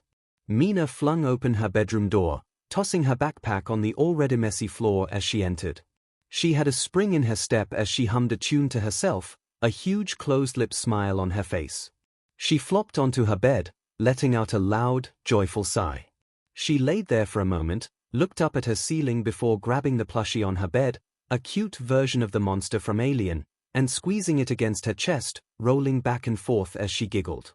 She hadn't felt this good since the day she found out she was going to UA. She could still see Izuku's smiling, blushing face. Hear his adorable stammering. Feel the warmth of his arms wrapped around her. She recalled his heartfelt words at the ramen shop about what he saw in her. All the details of that evening were still fresh in her mind, and her heart fluttered just thinking about it all. Any reluctance and uncertainties she had had about wanting to date Izuku had been shattered. Their date, awkward though it was, had been a success. And it sounded like they were going to go on another. Her breath caught in her throat. Did that mean they were together now? The enamored girl felt her chest start to pound. She took a few deep breaths, trying to calm down. Easy, Mina. Easy. She sat up, putting her stuffed xenomorph down. One step at a time, girl. She was getting a bit ahead of herself. It had just been one date, after all. She began getting ready for bed, contemplating the future. She honestly hadn't given much thought to the idea of pursuing a serious relationship with Izuku. Now that the two had gone on an actual date, however, it was something she had to consider. Her immediate thought was yes, she did want one. But she knew there was a few things to consider. For one, the fact was that they still hadn't known each other that well for very long. Everything between them happened so fast, and Mina was worried that rushing into a relationship might be a bad idea. At the same time, though, she felt her and Izuku had established a genuine connection. She sensed it a few times these past few days, those moments where they wouldn't say anything and just look at each other. Like they didn't need words to tell each other what they were thinking.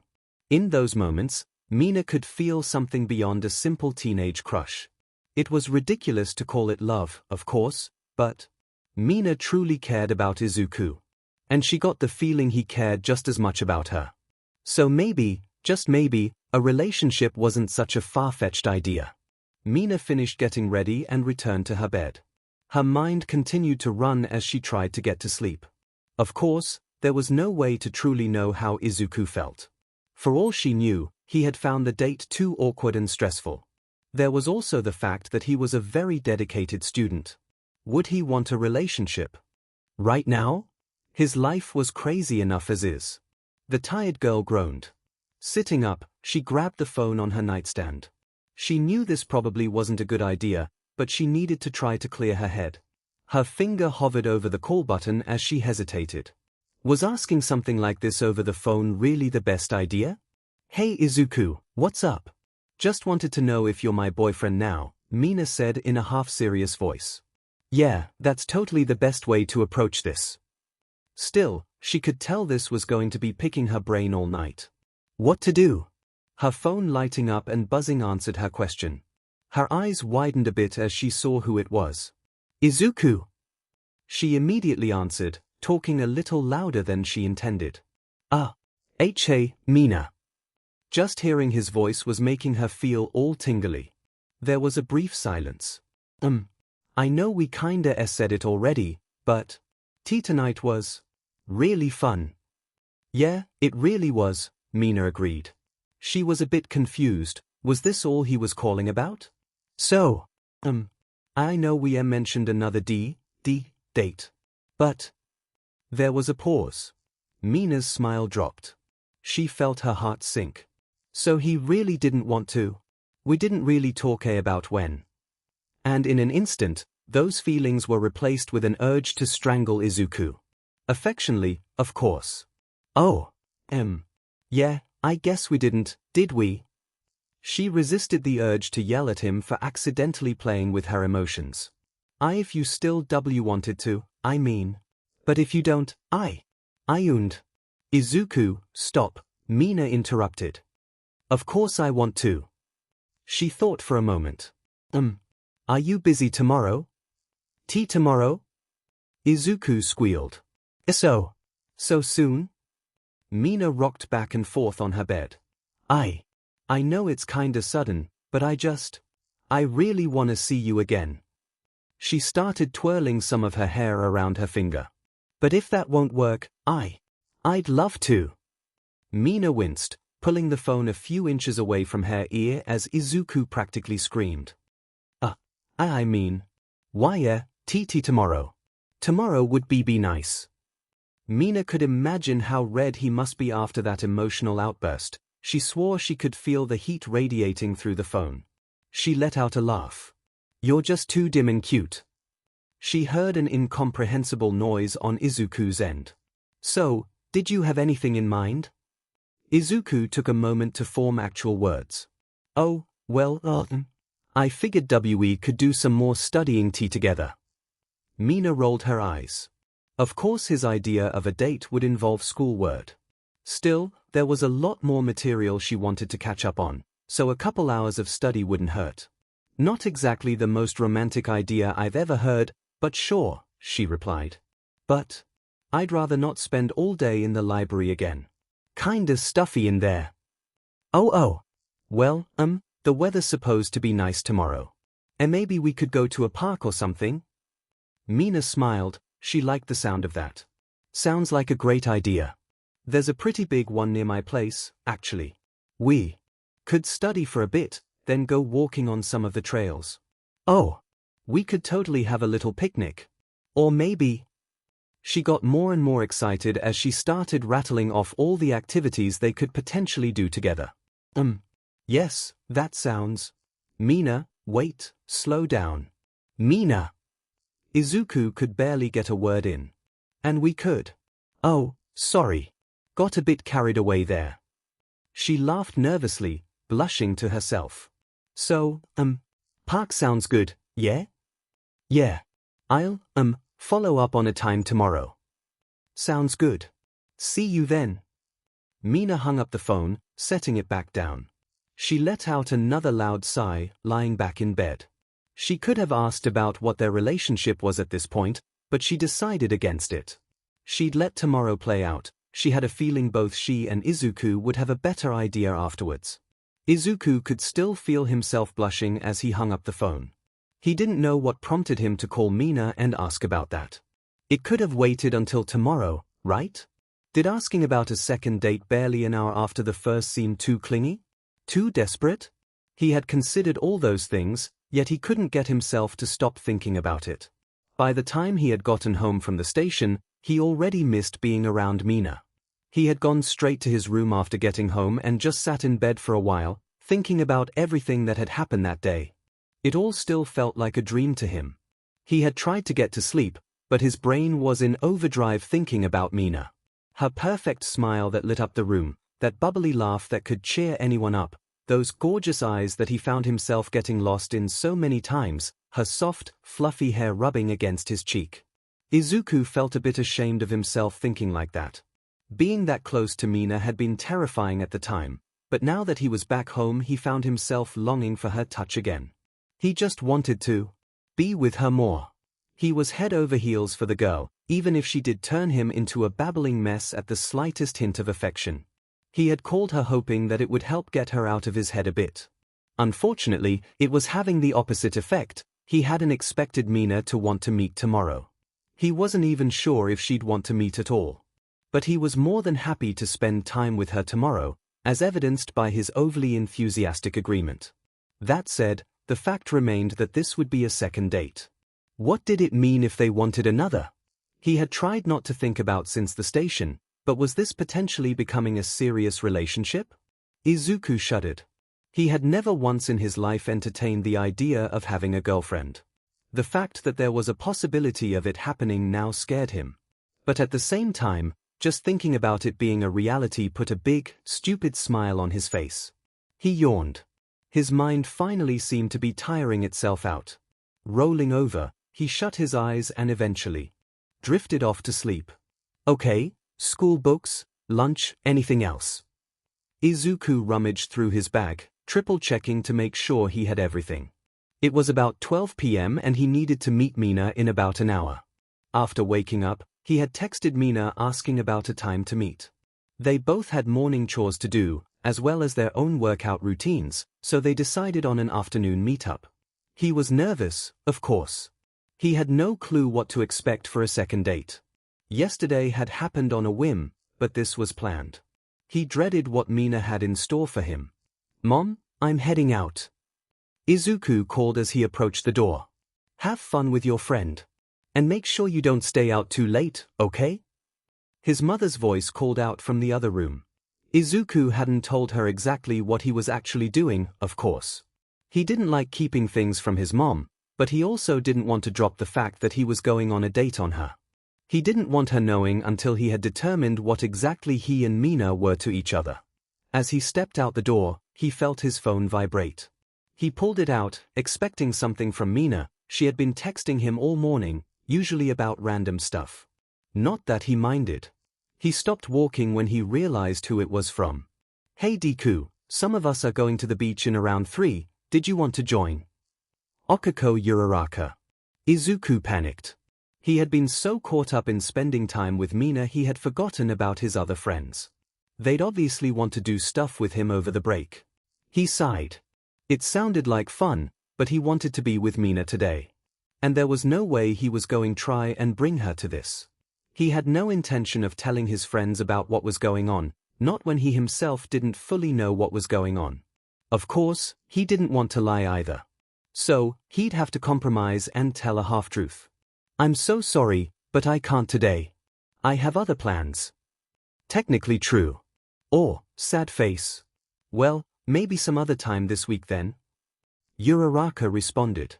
He was beyond grateful she didn't press for details. "Yeah, definitely." He still wasn't opposed to the idea, of course. "Just not today." He continued on his way to the train station. Mina checked her phone for the 4th time in the past 2 minutes.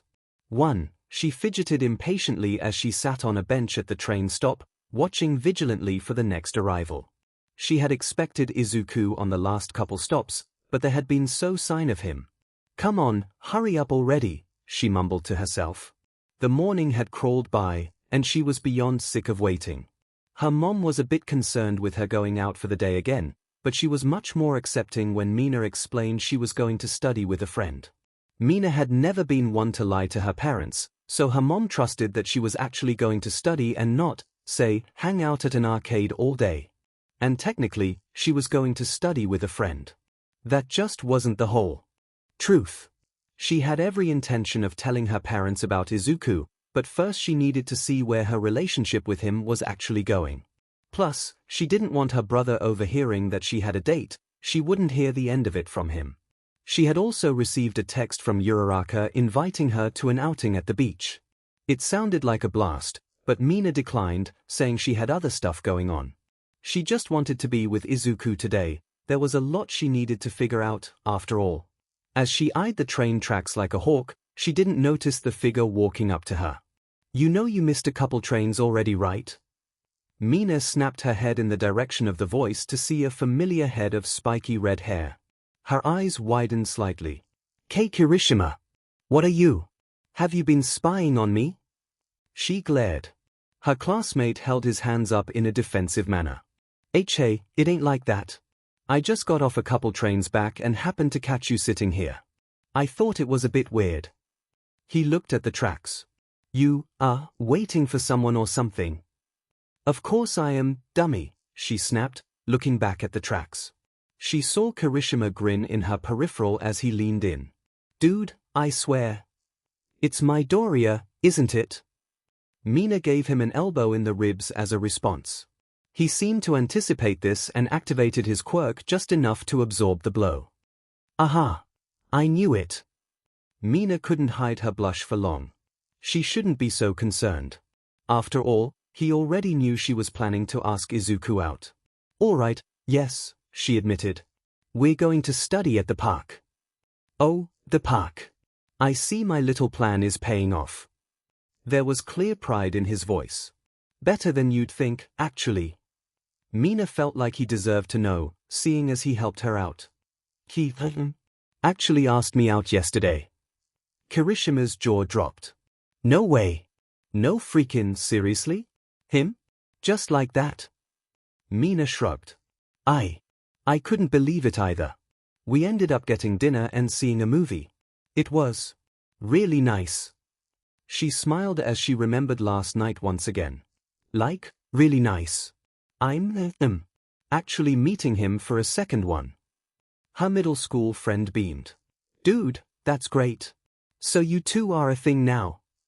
Mina tensed up a bit at the mention of this. "Well, not exactly. I mean, maybe? I don't really know yet." Kirishima gave her a puzzled look. "What do you mean maybe? You guys went on a date, now you're going on another. Sounds like you're a couple to me." He shrugged. "It's not that simple. Well, the thing is..." She huffed, trying to think of a way to explain to the redhead. "It's just a lot more nuanced than that. I mean, no, it really isn't. Not to me anyway." Mina rolled her eyes. "That's because you're as dense as they come." Before he could respond, they both heard the loudspeaker announce that the next train was arriving. "Oh crap, that might be him." She stood up, practically pushing Kirishima away. "You need to leave, now." "Geez, calm down Mina, just now." A few people looked over at them. Or I get it, sheesh, Kirishima relented. I'll leave you two lovebirds alone then.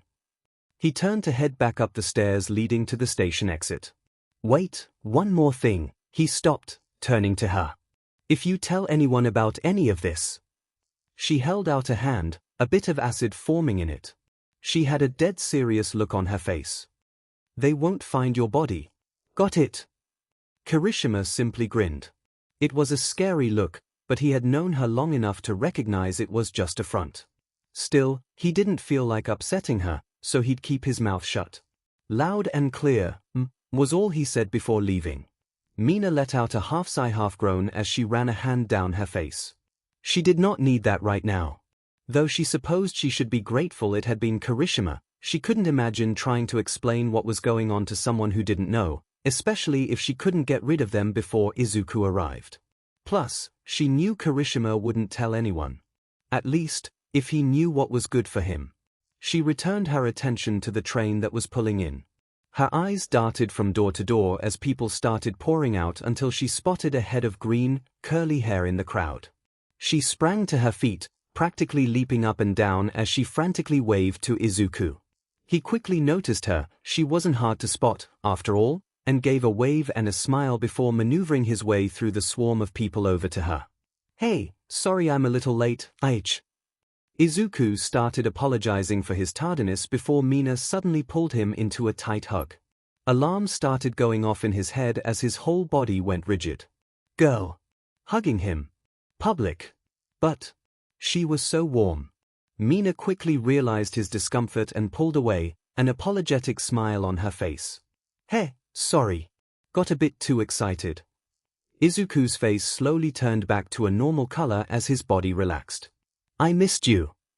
She knew it sounded ridiculous, since it hadn't even been a day since she last saw him, but it was the truth.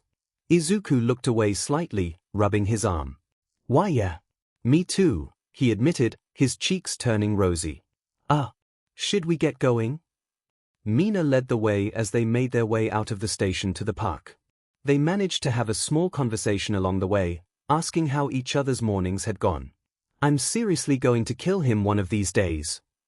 Mina had just finished ranting about her brother. He certainly sounds like a handful, Izuku commented. They walked a few more steps. You look nice, by the way, he said quietly, a blush creeping onto his face. Mina's face also changed color slightly, not expecting the compliment. Much to Izuku's gratitude, Mina had picked a slightly more modest outfit for this outing. She wore a slightly loose black top with acid written in bright pink letters across it along with olive green shorts that went to about her knees. She had intentionally picked something a little less snug for the boy's sake, deciding to give him a breather after seeing his reaction yesterday. Izuku had, as usual, gone with a pretty plain outfit, wearing a grey t-shirt and cargo shorts. Thanks. So do you. Mina smiled as she returned the compliment.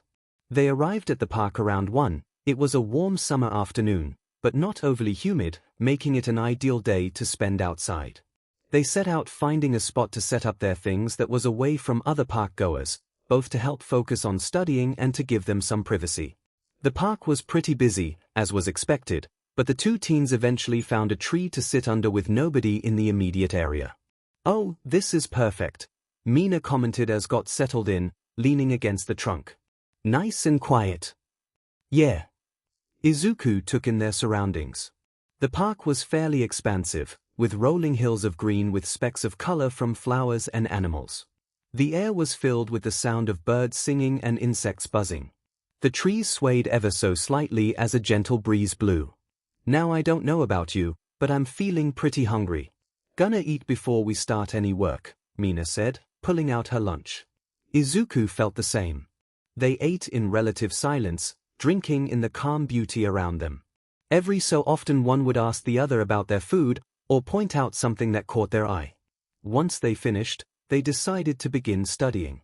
Naturally, it started off much smoother than yesterday, though Mina didn't get quite as into it this time. That said, they were still able to move at a good pace. About 45 minutes passed before they decided to take a short break. Man, this matrix stuff is confusing. Mina muttered, rubbing her forehead. You're getting the hang of it though, Izuku pointed out. We just need to keep practicing. Yeah, I know, brain workouts and all that. Doesn't mean it's not tough. Mina sat so her chin was resting on her knees, her arms wrapped around her legs. Thanks, by the way. The green-haired boy looked at her, slightly confused. For what? For sticking with me through this.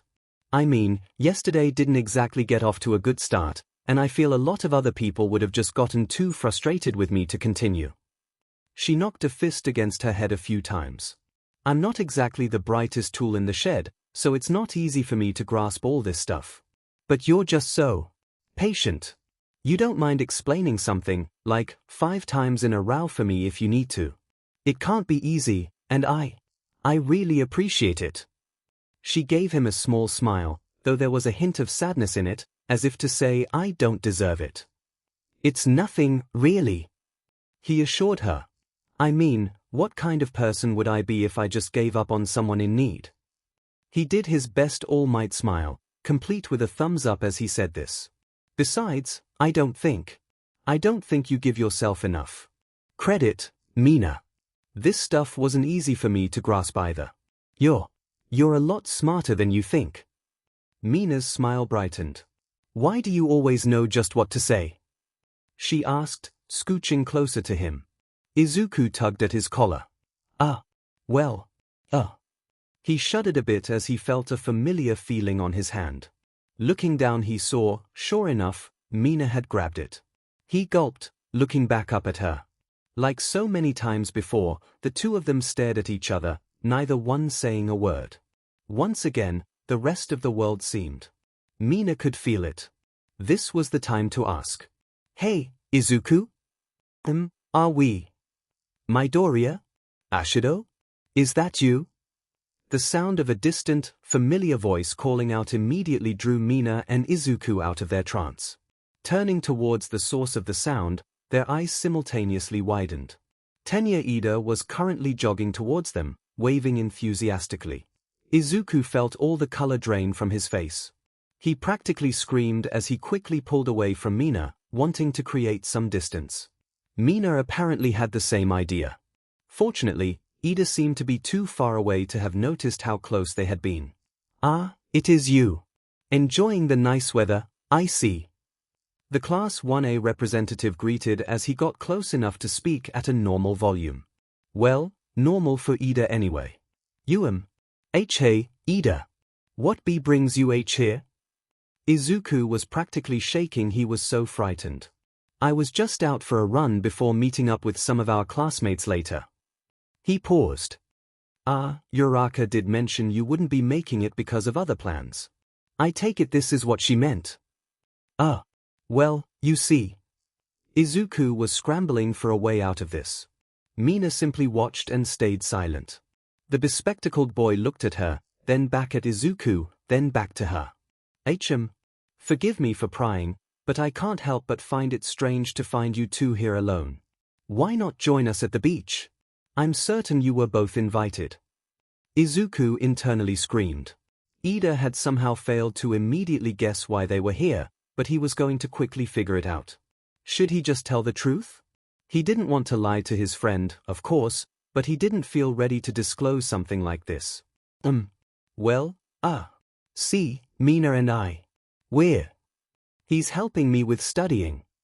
Mina chimed in suddenly, leaning in to get Ida's attention. Yeah. I talked about it with him the day we went to Kiyashi Ward.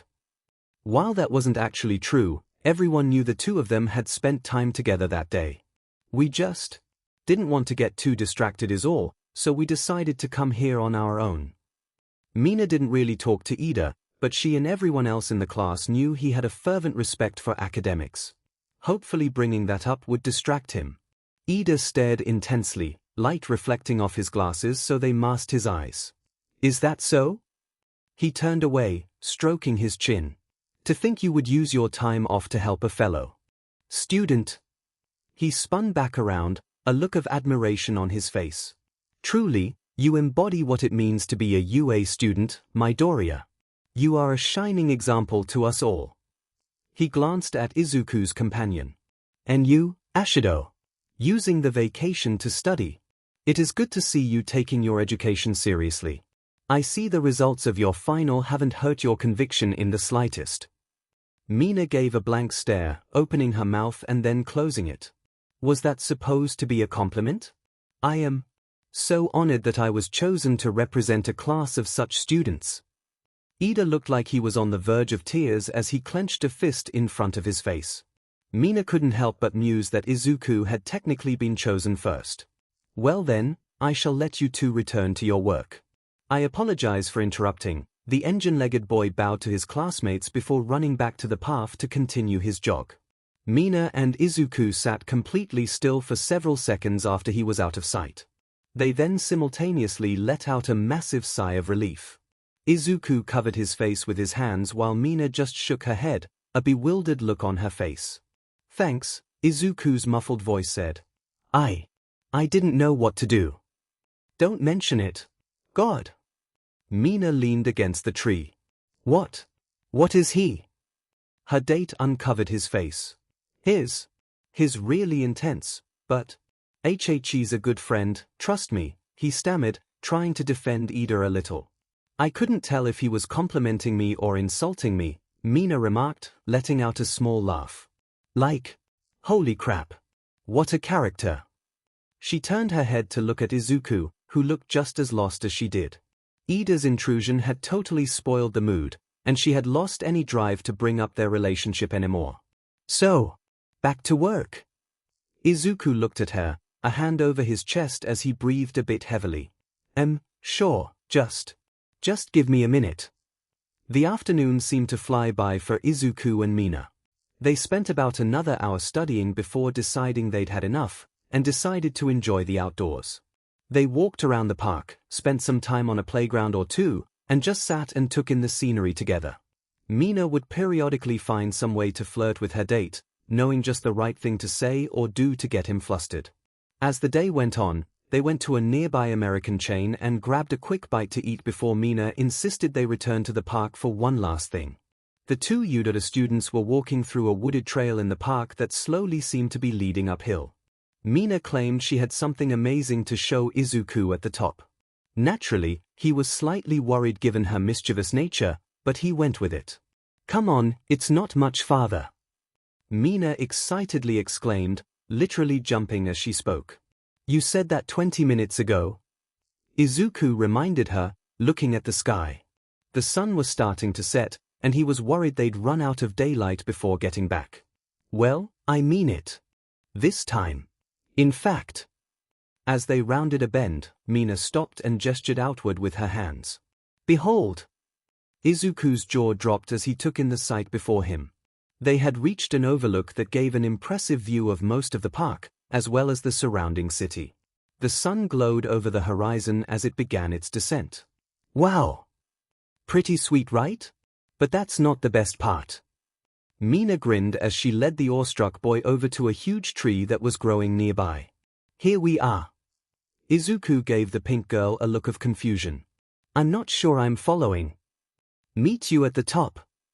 Was all Mina said before she tossed her backpack to the ground, leapt up to catch a large, low tree branch, and hoisted herself up. She stood on it, turning around to face Izuku. Well, you coming? What? Izuku cried, taking a step back. Why you want me to climb that? To the top. The tree was at least 60 feet tall. Yeah. Just follow my lead, I know a good way up it. She pulled herself up another branch as if she was some sort of monkey. Mina knew it was going to take some coaxing to get him to climb, but she had no intention of letting him back out of this. But isn't that dangerous? Izuku looked up and down the tree, unsure if it would be able to support him at certain points. Dude, I've been climbing this bad boy for years. Trust me, it's safe. She neglected to tell her date about the couple times she fell out of this particular tree. She had learned a safe way up through trial and error, to say the least. She lifted herself onto a third branch, looking back at the ground. Mina, please. You're getting too high up. Izuku was starting to panic. What if she fell from there? Well, come get me down then. she teased, sticking her tongue out as she continued her ascent. Izuku ran in place a bit, nervously trying to decide what the best course of action was. Did he use full cowl to jump up and get her? No, that was too dangerous. He would need to hop between a few branches to get to Mina, and that much force hitting the tree might cause her to fall before he got to her. And trying to talk her down was clearly not working. Fully aware of how of an idea it was, Izuku stood back, got a running start, and leapt for the low tree branch Mina had grabbed. He managed to get a hold of it before slowly getting himself on top. Woohoo! There you go! He heard Mina call down. She seemed to be waiting for him. Now, go exactly where I did and you'll be fine. This is way too H&G. Dangerous. He called up to her as he pulled himself up the second branch, grateful for his upper body strength. Mina couldn't help but stare as he pulled himself up. He was a lot stronger than he looked. She couldn't help but wonder just what was under that shirt of his. As he got on top of the third branch, Izuku found himself face to face with an upside-down Mina. She was hanging from the branch above by her legs. Ah! Mina, that's really risky. Please, let's go back. Down! The scared boy pleaded once again. Mina put her hands behind her head, giving one of her trademark grins. Sheesh, Izuku, I thought you were all about aiming for the top, she said with a wink. With this, she leaned back a little bit before swinging her whole upper body forward, towards Izuku. She managed to bend her body enough to grab the branch, and pulling up so that she was suddenly sitting on it. Izuku simply watched the display, mouth agape. He continued to follow her, doing everything in his power not to look down. He had to admit, there was something exciting about climbing such a large tree to him. He hadn't done anything like this during his childhood, and it was rather exhilarating. Of course, it was still terrifying. Eventually, he caught up with Mina, who stopped on what appeared to be the end. While it wasn't quite at the top of the tree, it was pretty close. And though his face was pale from the fear he was experiencing, Izuku could see why she wanted to come up here. A cluster of large branches had formed a sort of platform near the top of this tree, one that looked fairly sturdy. There was enough room for the two of them to sit comfortably with their legs outstretched. Mina had already done so, and was gesturing for Izuku to sit next to her. Still a bit shaky from being up so high, he managed to make his way to his spot. The view at the base of the tree was nice, but up here it was simply breathtaking. This is... Izuku was at a loss for words.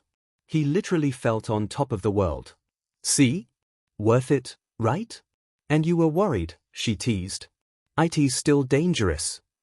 Izuku insisted, his face heating up. Mina giggled, snuggling up against him. Well, what's life without a little danger? She grabbed hold on his hand, resting her head on his shoulders like she did at the theater last night. Izuku once again tensed up, but relaxed surprisingly quickly. He quietly rested his head on hers, again just like the night before. They sat for a moment, admiring the skyline as the sun continued to set. Some clouds had blown in during the day, leaving a streak of pinks, oranges, and reds across the sky. The rustling of leaves in the wind and the drone of the evening cicadas were the only sounds aside from their breathing. Slowly, Izuku forgot about how high up they were, and instead focused on the feeling of Mina up against him. He was experienced all the same emotions he had in the theater last night, but even stronger.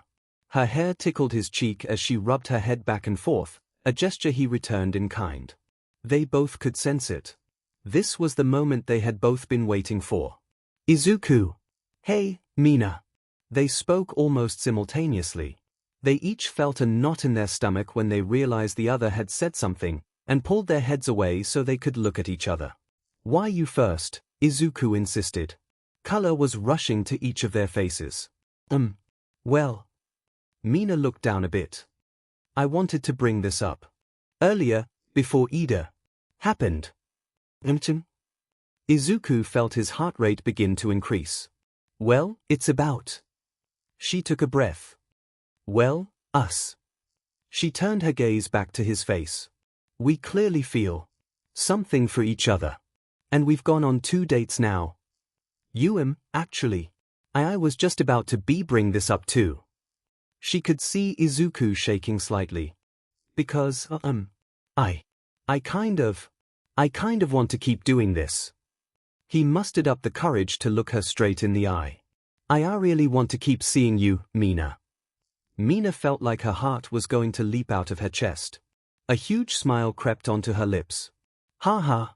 Funny, I was going to say the same. Her voice was about as shaky as Izuku was as she grabbed his other hand, pulling it in so their hands were side by side. So, Izuku, do you wanna be my boyfriend? Izuku squeaked in a high-pitched voice. Why, yeah. Her face was on fire. Izuku stared wide-eyed, as if he didn't believe what he was hearing, before nodding enthusiastically. Does that mean you want to be my girlfriend? And, yes, I do. She squealed in delight, pulling the red-faced boy into a loving embrace. She felt as if an enormous weight had been lifted off her chest. Izuku was caught off guard for a second before hugging her with equal gusto. They held each other for a minute or so before separating, each smiling at each other with as much radiance as the sun setting before them. And now what? Izuku asked. Mina leaned against him, returning to the position she had been in before they had started talking. He quickly responded by doing the same. Let's just stay here a while, she suggested, smiling as he rested his head on hers. Sounds good. They stayed that for about 5 minutes, neither saying a word. Suddenly, Izuku felt Mina shift her weight, turning her head slightly. His eyes threatened to pop out of his head when he felt her lips gently press against his cheek. Mina. The now tomato-faced Izuku yelped. What was? Just felt that'd make it kinda official, you know? Mina murmured, squeezing his hand. Izuku took several minutes to process that yes, Mina had just kissed him. He debated what to do for several more. Eventually, Mina felt a similar shift as Izuku moved, and her face lit up as she felt the sensation of lips pecking against her cheek. Izuku! Mina! They reached across with their outside arms so that they were now holding both hands between themselves. Cuddling against each other, they spent another good hour just watching the sunset together. It was, for them, a perfect moment. Ochaka Uraraka yawned as she finished packing her things. It had been a fun yet tiring day of activity at the beach, and she was ready to head home. She had spent the afternoon with a few friends from class, including Ida, Toru, Tsuyu, and Kaminari. She walked up to the aforementioned class rep as he was also finishing gathering his belongings. This sure was fun, Ida?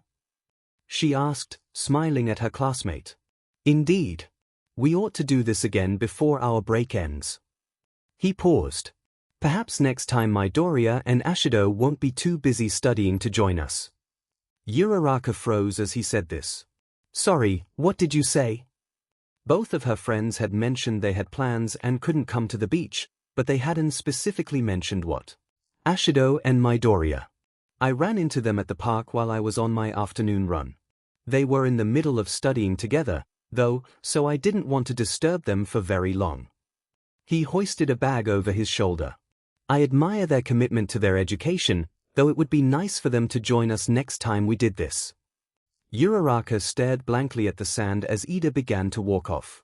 For some reason, her stomach felt like a knot that was being tightened. What were they doing together on their own? Why didn't they tell her that's what they were doing? And why did it bother her so much? Uraraka? Are you coming? Ida's voice got her attention. She shook her head quickly, disregarding the bizarre sensation she just felt, and looked up. Yep. Just was making sure I didn't forget anything. She started after Ida, trying to forget whatever those thoughts just now were. Mina was almost singing as she entered her house. She had come home from her date last night in a good mood, but that was nothing compared to how she was feeling right now. Kicking off her shoes, she practically skipped out of the entryway into the kitchen. Mom, I'm home. The pink girl called out as she checked the cabinets for something to eat.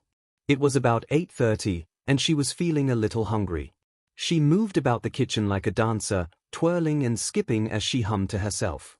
Mina had anticipated experiencing a great deal of surprises while at UA, but a romantic relationship was not one of them. Not that she was complaining, of course. Izuku Midoriya was her boyfriend. That single thought had been continuously running through her head ever since their conversation atop the tree. She must have mentally told herself those words over 100 times now, and they still filled her with absolute glee. Ee! She squealed with delight, unable to contain herself as the realization hit her once again. Someone's in a good mood tonight, a voice came. Mina turned to see a woman with similar eyes to hers standing in the kitchen doorway. Mom! Mina felt her cheeks burning up. How long were you? Half a minute or so. But who's counting? The woman said with a wink. Unsurprisingly, Mina looked a lot like her mother. Like Mina, her hair was naturally curly, though unlike her daughter she wore it at shoulder length. Also unlike her daughter, Mina's mother had brown hair. In fact, aside from her eyes, she looked like a completely regular human. No pink skin, no horns, nothing. Oh! Mina awkwardly shuffled her feet a bit before grabbing an apple from a bowl next to her. Another late night. Her mother sounded slightly more serious. You were studying with a friend, right? The tone in the older woman's voice suggested she didn't exactly believe that was what Mina had been up to. Mina nodded rapidly. Yes, I swear. Her voice sounded slightly panicked. Her mom folded her arms. All right, that. The horned girl fidgeted a bit, unsure of how to explain herself. Should she just be upfront about her new situation? Okay, look, I totally studied with someone today. And yesterday. But I might have done a few other things too. She gave a big, sheepish smile. While she hadn't actually been grounded, she wasn't sure if her mom would be happy knowing she had spent of her time goofing off instead of working on her grades. The brunette stared at her daughter with a stern look for a few seconds. Suddenly, she seemed to relax, putting a hand on her hip and giving a sly smirk. What's his name? Mina's eyes went wide as she nearly dropped her apple. Hey. She fake coughed a couple times. What are you talking about? Her cheeks were turning lilac. You're not being very subtle about it, dear. Mina's mother's smirk grew. 2 nights now you've come home after spending all day with a friend acting like the happiest girl on the planet. She walked over to the shorter girl, putting a hand on her shoulder. I was your age once, Mina, remember? I know the signs. Her smirk turned into a grin, very much like one of Mina's. Besides, I'm your mother, it's my job to know these things, sweetie. Mina looked away slightly. Midoriya. Izuku Midoriya. The horned girl couldn't help but smile as she said his name. Midoriya? Mrs. Ashido pet her head. Haven't I heard that name before? He's in my class. She paused. He was at the sports festival. You know, the guy who fought Endeavor's son. Her mother gasped. That green-haired boy? The one who nearly tore himself apart in that fight.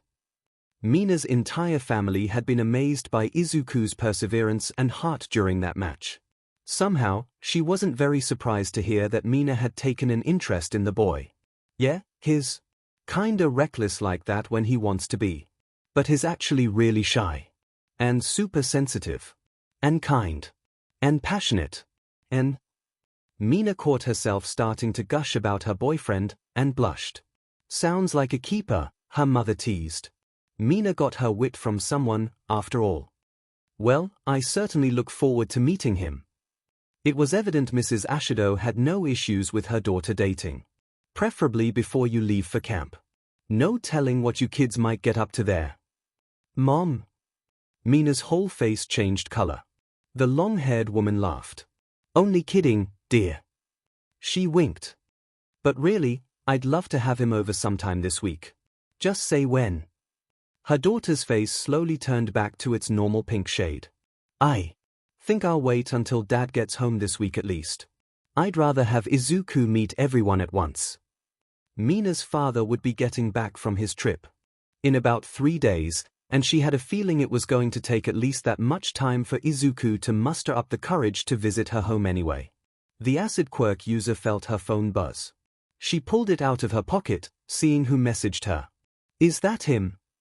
Her mother asked in a teasing voice. Mina's blush answered her question. Well, I'll stop pestering you about him. For now. With that, she exited the kitchen, going back to whatever it was she was doing. Mina sighed as the brunette left. She had been planning on telling her mother about Izuku tomorrow, so having to talk about it now had caught her off guard. Still, she was glad to get it off her chest. She'd have to tell her dad when he got home. Biting into her apple, she began typing back to Izuku. Their date had ended, but she was more than eager to keep talking to her green-haired cutie. Ooh, my little Izuku's growing up so fast. Izuku struggled to breathe as he was caught in his mother's hug. He had gotten home around 9, and after being questioned by his mother about where he had been, the boy decided to tell her about Mina. He hated hiding things from her, and now that he knew where he and Mina stood, he felt much more comfortable talking about her. And talk about her he did. He admittedly said far more about her than he intended, but he couldn't contain himself when he started. There were so many nice things to say about her, after all. His mother's reaction had, as expected, been very emotional. This was evidenced by the death grip she currently had her son in, as well as the waterworks soaking Izuku's clothes. Inko Midoriya had been ecstatic just to learn her son was making friends at UA. He hadn't really had any most of his childhood, so hearing that his new classmates were treating him kindly was an enormous relief to her. But this? Inko could hardly handle it. Knowing someone out there cared about her little Izuku after everything she'd seen him go through filled with her with an immense amount of joy. Mina Ashido, this kind-hearted girl her son had described, sounded like the most wonderful person in the world right now. You need to introduce me soon, got it? She released Izuku, keeping her hands on his shoulders. Got it, Mom. The quirk inheritor recovered his breath as she spoke. He yawned. It was almost 9:30, and he had had a very busy day. I'm going to head to bed, okay? His mother nodded, letting go of him fully. Good night, Izuku, she said as he walked towards his room, grabbing another tissue to wipe her eyes. Night, Mom.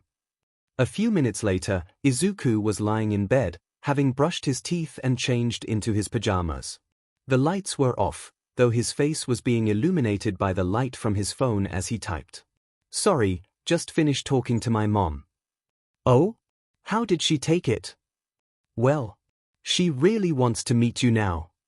Shortly after, reluctantly, saying goodbye to one another at the train station, Izuku had found himself texting his new girlfriend. He didn't have anything specific he wanted to say to her, but he just hadn't wanted to stop talking. They had chatted over the last hour and a half about a few random topics. Around 8:30, Mina had let him know she told her mother about their relationship. Or rather, her mom had figured out that they were in a relationship, apparently. This was actually what prompted Izuku to tell his own mom right away, rather than waiting. He'd rather not get surprised like Mina had. It was incredibly nerve-wracking, of course. He had a hard enough time telling himself he actually had a girlfriend now. His mom's reaction was about what was expected, but that didn't help diminish his anxiety in any way. Still, he was happy to know it sounded like both of their mothers were supportive of them dating. Dating. Just saying the word made Izuku blush a little. To think that just a few months ago he was questioning if he was going to make any friends at UA. The concept of being in a relationship had never even crossed the boy's mind. Who would want to date someone like him, after all? His brain had filed that idea away under impossible long ago. Even before receiving One for All, Izuku figured he had a better shot at becoming a hero than dating someone. But, much like that faithful day with All Might, the impossible had suddenly become possible. Izuku still didn't know what to fully make of it, honestly. He was obviously overjoyed to be in a relationship with Mina, but that didn't change the fact that he had no idea what he was doing when it came to this sort of thing. He had zero experience in the realm of romance, after all. How did one learn how to be a good boyfriend? It's not like there were classes he could take, or a book he could read. He should know, he had looked it up. At the very least, he was very certain about what he thought about Mina. Everything he had been feeling about Mina the past few days had amplified. Just thinking about her for long enough put a smile on his lips and a blush on his face. He gingerly touched his left cheek, recalling the kiss the pink-haired girl had left there, and sighed happily. He would try to be the best boyfriend he could be, if nothing else. Mina deserved no less. His fingers continued to move as he typed another message to the girl. He was tired, but he couldn't bring himself to stop texting her. A few hours later, Izuku was fast asleep, phone still clutched in his hand with a message half-typed on the screen. Izuku never got tired of the feeling of a shower after a tough workout. After feeling tired and sore from exercise, the hot, steaming water was incredibly relaxing. It felt so nice he would sometimes stay under the water for nearly a half hour, despite only really needing about 5 to 10 minutes to get clean. If he was in a particularly good mood he might start singing, though that was only if he knew for sure that his mom wasn't home. Today wasn't such a day. The green-haired boy decided he had been soaking long enough, and stepped out of the shower. He breathed in deeply, savoring the refreshing, clean feeling he was experiencing after being drenched in sweat. A few minutes later he was dried off and dressed, ready to take on the rest of the day. It was about 1 o'clock, which was unusually late for Izuku. Normally on his days off from school, he'd be out of bed and done with his morning workout by about 10 or however, the aspiring hero had a bit of a late start today, namely due to the fact that he had stayed up much later than normal. Mina was the cause of this, of course. They had ended up spending hours texting one another last night. In fact, Izuku wasn't really sure what time he fell asleep. All he knew was that he had legitimately passed out in the middle of typing out a message, demonstrating just how tired he had been. He had never had a conversation last that long, text or otherwise. Thinking back, it was hard to remember what they had even talked about. They had discussed so many topics, it all seemed to blend together. Heroes, school, their friends, each other. They spent a lot of time talking about each other, hobbies, you name it. Izuku was half asleep for a lot of it, which might explain why he was having so much trouble remembering things. Come to think of it, he didn't recall if they had made any plans for today. Stepping out of his room into the hallway, he began scrolling through the very long list of messages he and Mina had sent each other. At some point, it seemed the topic came up, though no concrete plans were made. However, one exchange of texts got Izuku's curiosity. "You gonna be home tomorrow?" Mina had asked. "I think so. I don't really have anything planned beyond my morning routine." "Cool." He had asked her why, but she simply changed the subject. Before he could ponder the cryptic exchange any further, a knock was heard at the door. "Izuku, could you get that please?" Inko's voice came from the kitchen. Walking over to the door, Izuku checked through the peephole to see nobody. Thinking it may have been someone dropping off a package or something, he opened the door. Within seconds a pink blur came hurtling from around the corner and practically tackled him. It took him a moment to register who it was. Suddenly, those texts made sense. "Hiya, Izu." Mina's cheerful voice greeted as she ensnared her boyfriend. Izuku's brain went haywire. Emma Mina. She was here. At his house. What? What are you doing here? He struggled against her grip a bit before she released him. She was wearing an outfit fairly similar to the one she had yesterday, and had her school bag with her. "Well, that's a silly question. I'm here to see you, duh." She had a huge grin on her face. Izuku was shaking as his entire face turned dark red. Mina put on an exaggerated pouty face. "What, you're not happy to see me?" "What a no. Of course I am." Izuku held his hands up, smiling despite the extreme anxiety he was feeling. I just. How did you even find my apartment?" "You, dummy." She poked his chest. "You told me your address last night, remember?" Pulling out her phone, Mina brought up the message in question. "See?" Izuku blinked a few times to make sure he was reading things right. Sure enough, he in fact did send the pink girl his address. Very late at night. "I always have trouble with these sorts of places. Ended up knocking on the wrong door, like 3 times before this." Izuku quickly put it together. "Why you intentionally waited until it was late to ask me this, didn't you?" The mischievous girl put her hands behind her back, whistling as she looked up. "Ma," she admitted, looking back at the boy with a sly smile. Izuku gave an exasperated sigh. This girl was going to drive him insane. "Well? What?" Mina put a hand on her hip. Aren't you going to invite your girlfriend inside? She raised an eyebrow, asking as if it were the most obvious thing in the world. Just hearing the word girlfriend made Izuku feel like he was going to faint. Oh. Alright, please, won't you come in? He nearly tripped as he repositioned himself, making space for his guest to enter as he gestured inside with an arm. Mina giggled, tussling the green mop on her boyfriend's head. So cute, was all she said as she entered. Naturally, this line and gesture turned Izuku into a stammering beat. It only got worse when a third voice joined the conversation. Izuku, who's at there? The two students turned to see Inko Midoriya standing in the hallway, her hands covering her mouth as she stared bug-eyed at Mina. The aforementioned girl gave one of her usual smiles. Hiya. You must be Mrs. Midoriya. I'm Mina Ashido. She greeted enthusiastically. The older woman responded with a muffled squeal of joy before pulling Mina into a hug. Whoa! It's so good to meet you! She cried, releasing the struggling girl after a moment. There were tears in her eyes as she spoke. My son had so much to say about you last night. Oh! Mina turned to look at Izuku, who was trying to hide his face at this point. Really? Like what? A smirk appeared on her face as she watched the flustered boy squirm. Mom. Izuku more or less squawked. Can we talk about that later please? Realizing her son's embarrassment, Inko decided to oblige him. I must say I'm surprised to be meeting you so soon though. I thought Izuku would have told me you were coming over. Well, he didn't exactly know. I kinda wanted to surprise him. The girl rubbed the back of her head. Sorry if I'm being a pain. Nonsense. In fact, I was just about to make lunch for us. Would you like to join? Mina's eyes sparkled with delight. Really? Thanks, Mrs. Midoriya. I'd love to. The woman smiled at the horned girl. Right this way then, she exclaimed, walking back into the kitchen.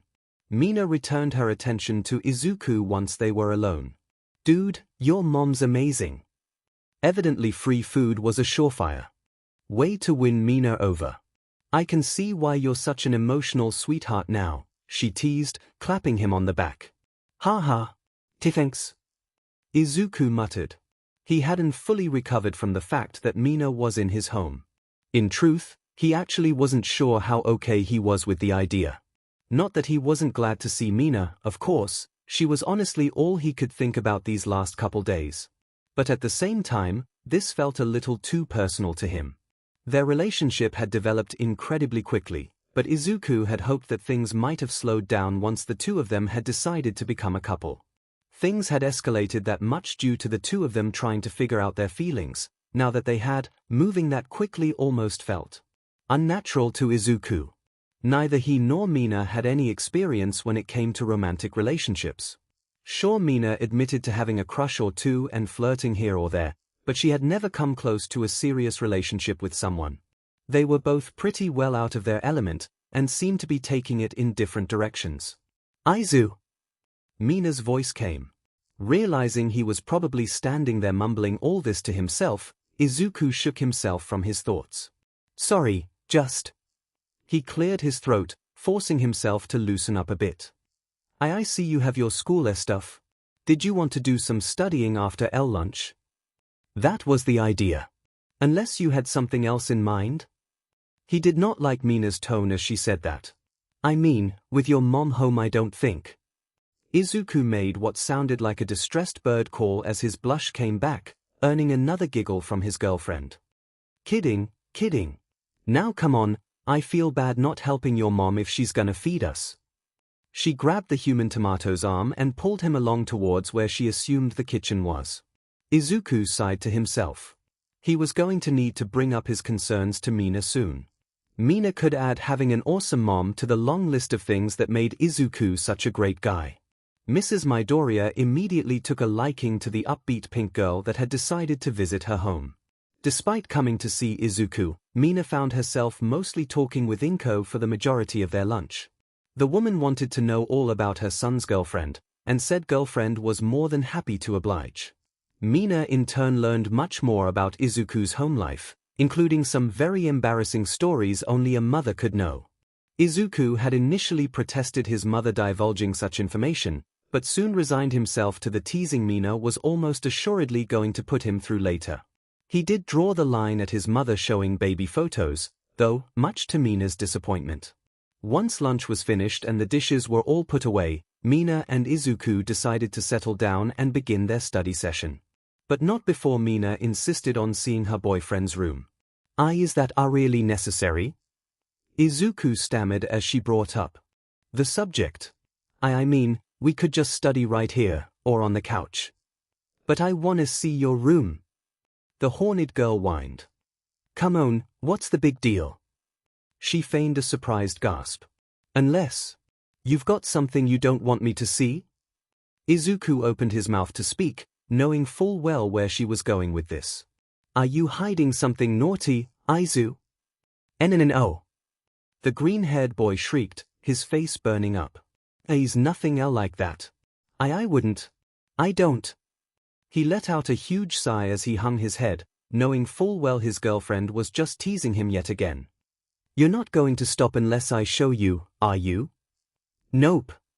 Mina assured him, flashing a toothy grin with her eyes shut. She was having too much fun with all this.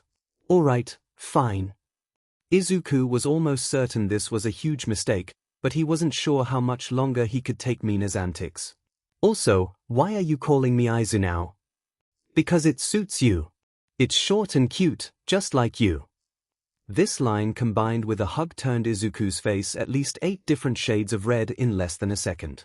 Despite that, he couldn't help but smile as he felt that warm, fuzzy sensation in his chest once again.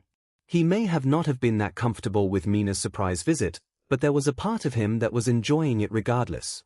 He cared about Mina, after all, and every little flirtatious comment was just a reminder that she cared about him just as much.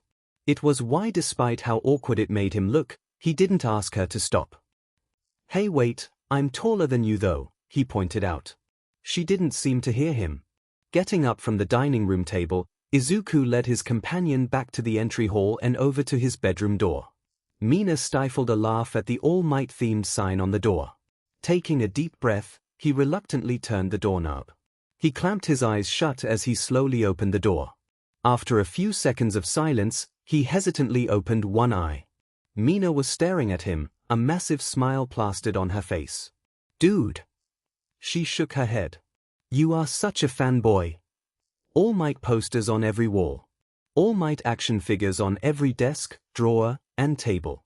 All Might comics cramming the shelves. Heck, there was even an All Might rug on the floor. To be honest, Mina wasn't surprised. Izuku tried to think of something to say. I know, it's weird. He was well aware of how unhealthy his All Might obsession could look. Wade? You kidding? It's super cool.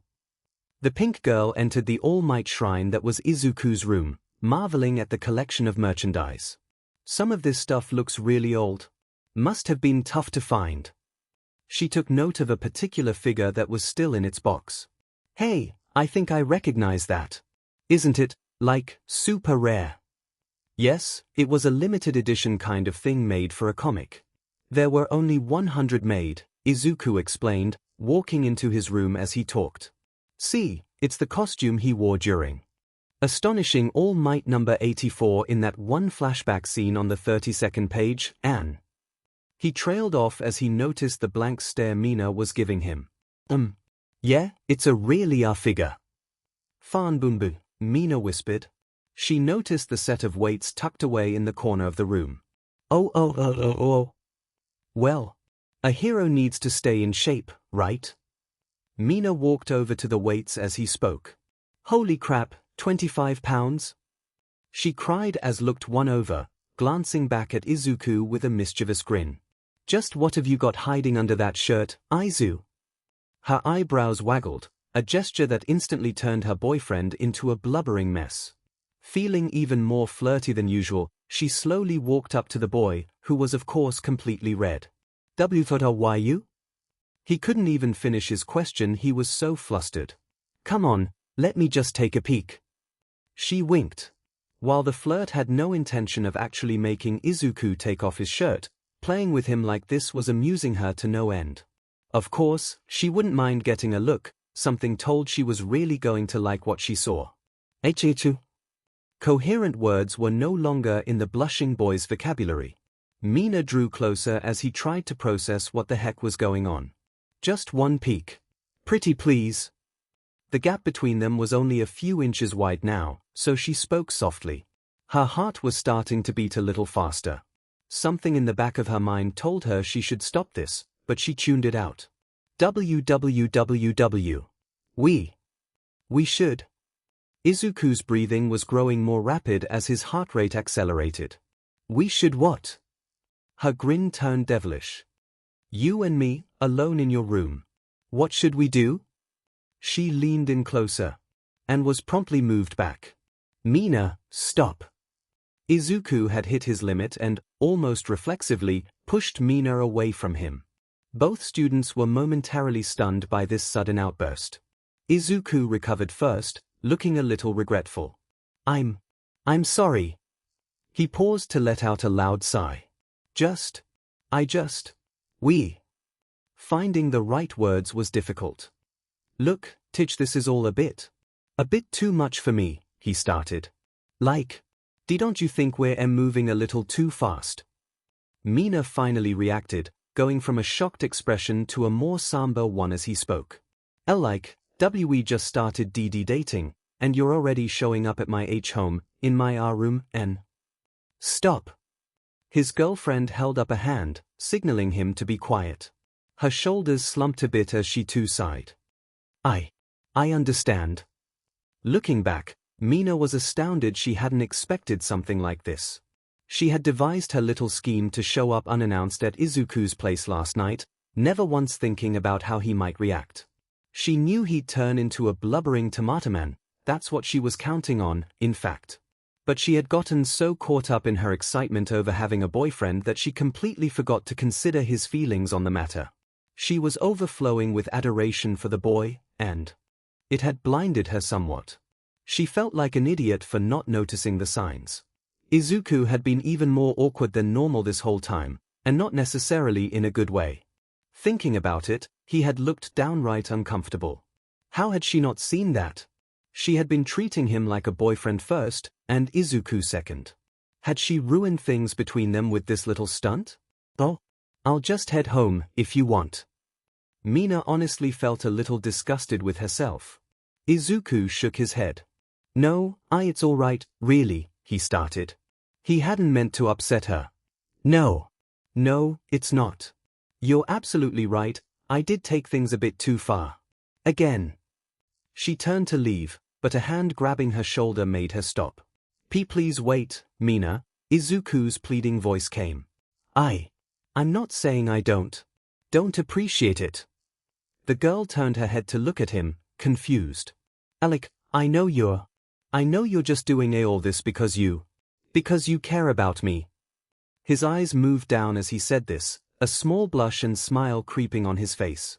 And that means so much to me. But... He looked back up at his girlfriend, who had now fully turned around. I'm just worried that if we take things too far too soon, we'll...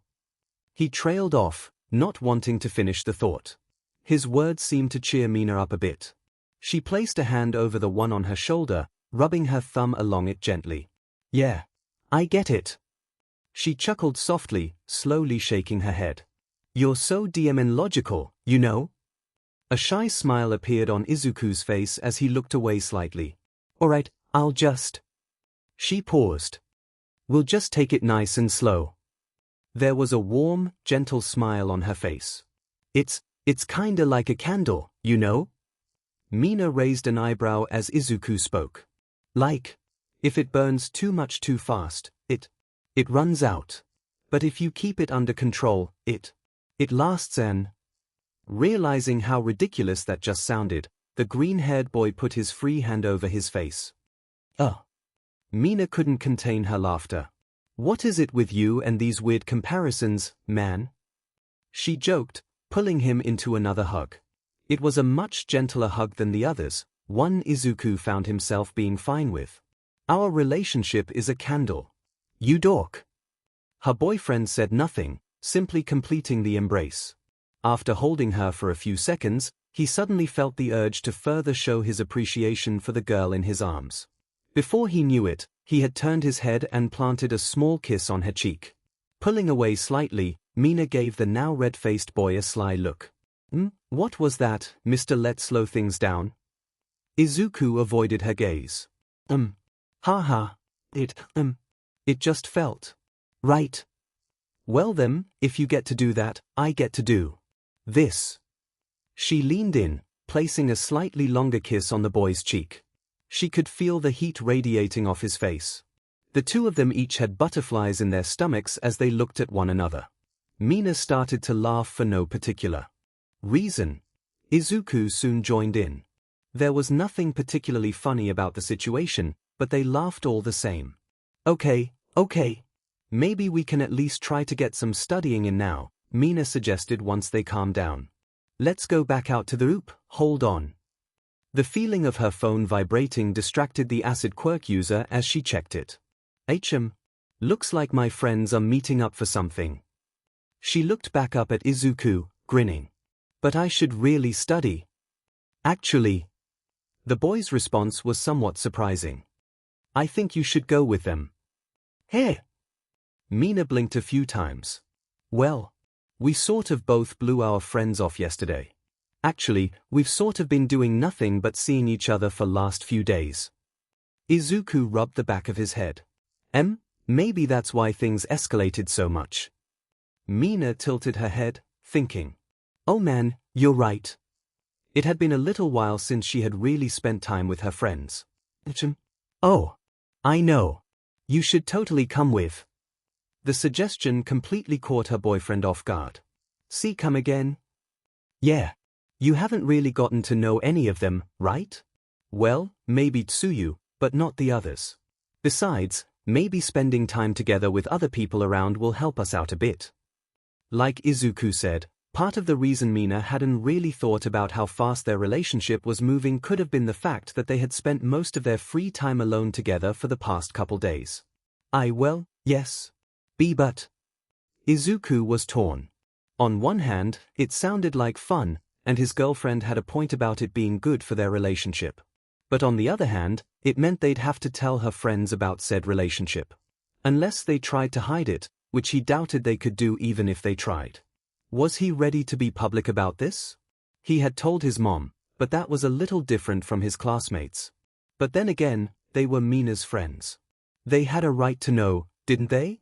Besides, it was inevitable that the whole class would find out one way or another. At least by doing this he could control when some of them learned about it. Plus, it was a good reason to talk to more of his classmates. Yeah, sounds good, he finally decided. Mina beamed. Great! I'll let him know you're coming. She started typing. Wait. Unless you don't want me to? Izuku shook his head. I'd rather they know ahead of time. Really, neither situation was good in Izuku's eyes. Her friends would either spend time theorizing what the two of them were doing together before they arrived, or would bombard them with questions when Izuku randomly showed up. But he'd rather not be put on the spot. Still, he was glad Mina asked. Gotcha. Well, let's get moving then. The pink-haired girl made for the door, motioning for Izuku to follow. They made their way out of the room, putting on their shoes in the entry hall. Mom, Mina and I are heading out to meet some friends. Izuku called. Out. Okay. Have fun you too. Inko appeared from the kitchen doorway. And Mina, please feel free to come by anytime. You're always welcome here. You got it, Mrs. M. And thanks again for lunch. She waved goodbye to the woman as she and Izuku headed out the door. She turned to him as they made their way to the exit of the complex. Seriously, dude. Best. Mom. Ever. She's really amazing, yeah? Izuku agreed. She really liked you. He paused. Just promise me you'll let me know next time you come over? Mina held up a hand, sticking out her little finger. Pinky promise. She looked rather proud of her double entendre. Her companion stared at the finger for a second before he understood what he was supposed to do. Holding his own pinky out, they locked together. For now, anyway, she added with a wink. They continued on their way.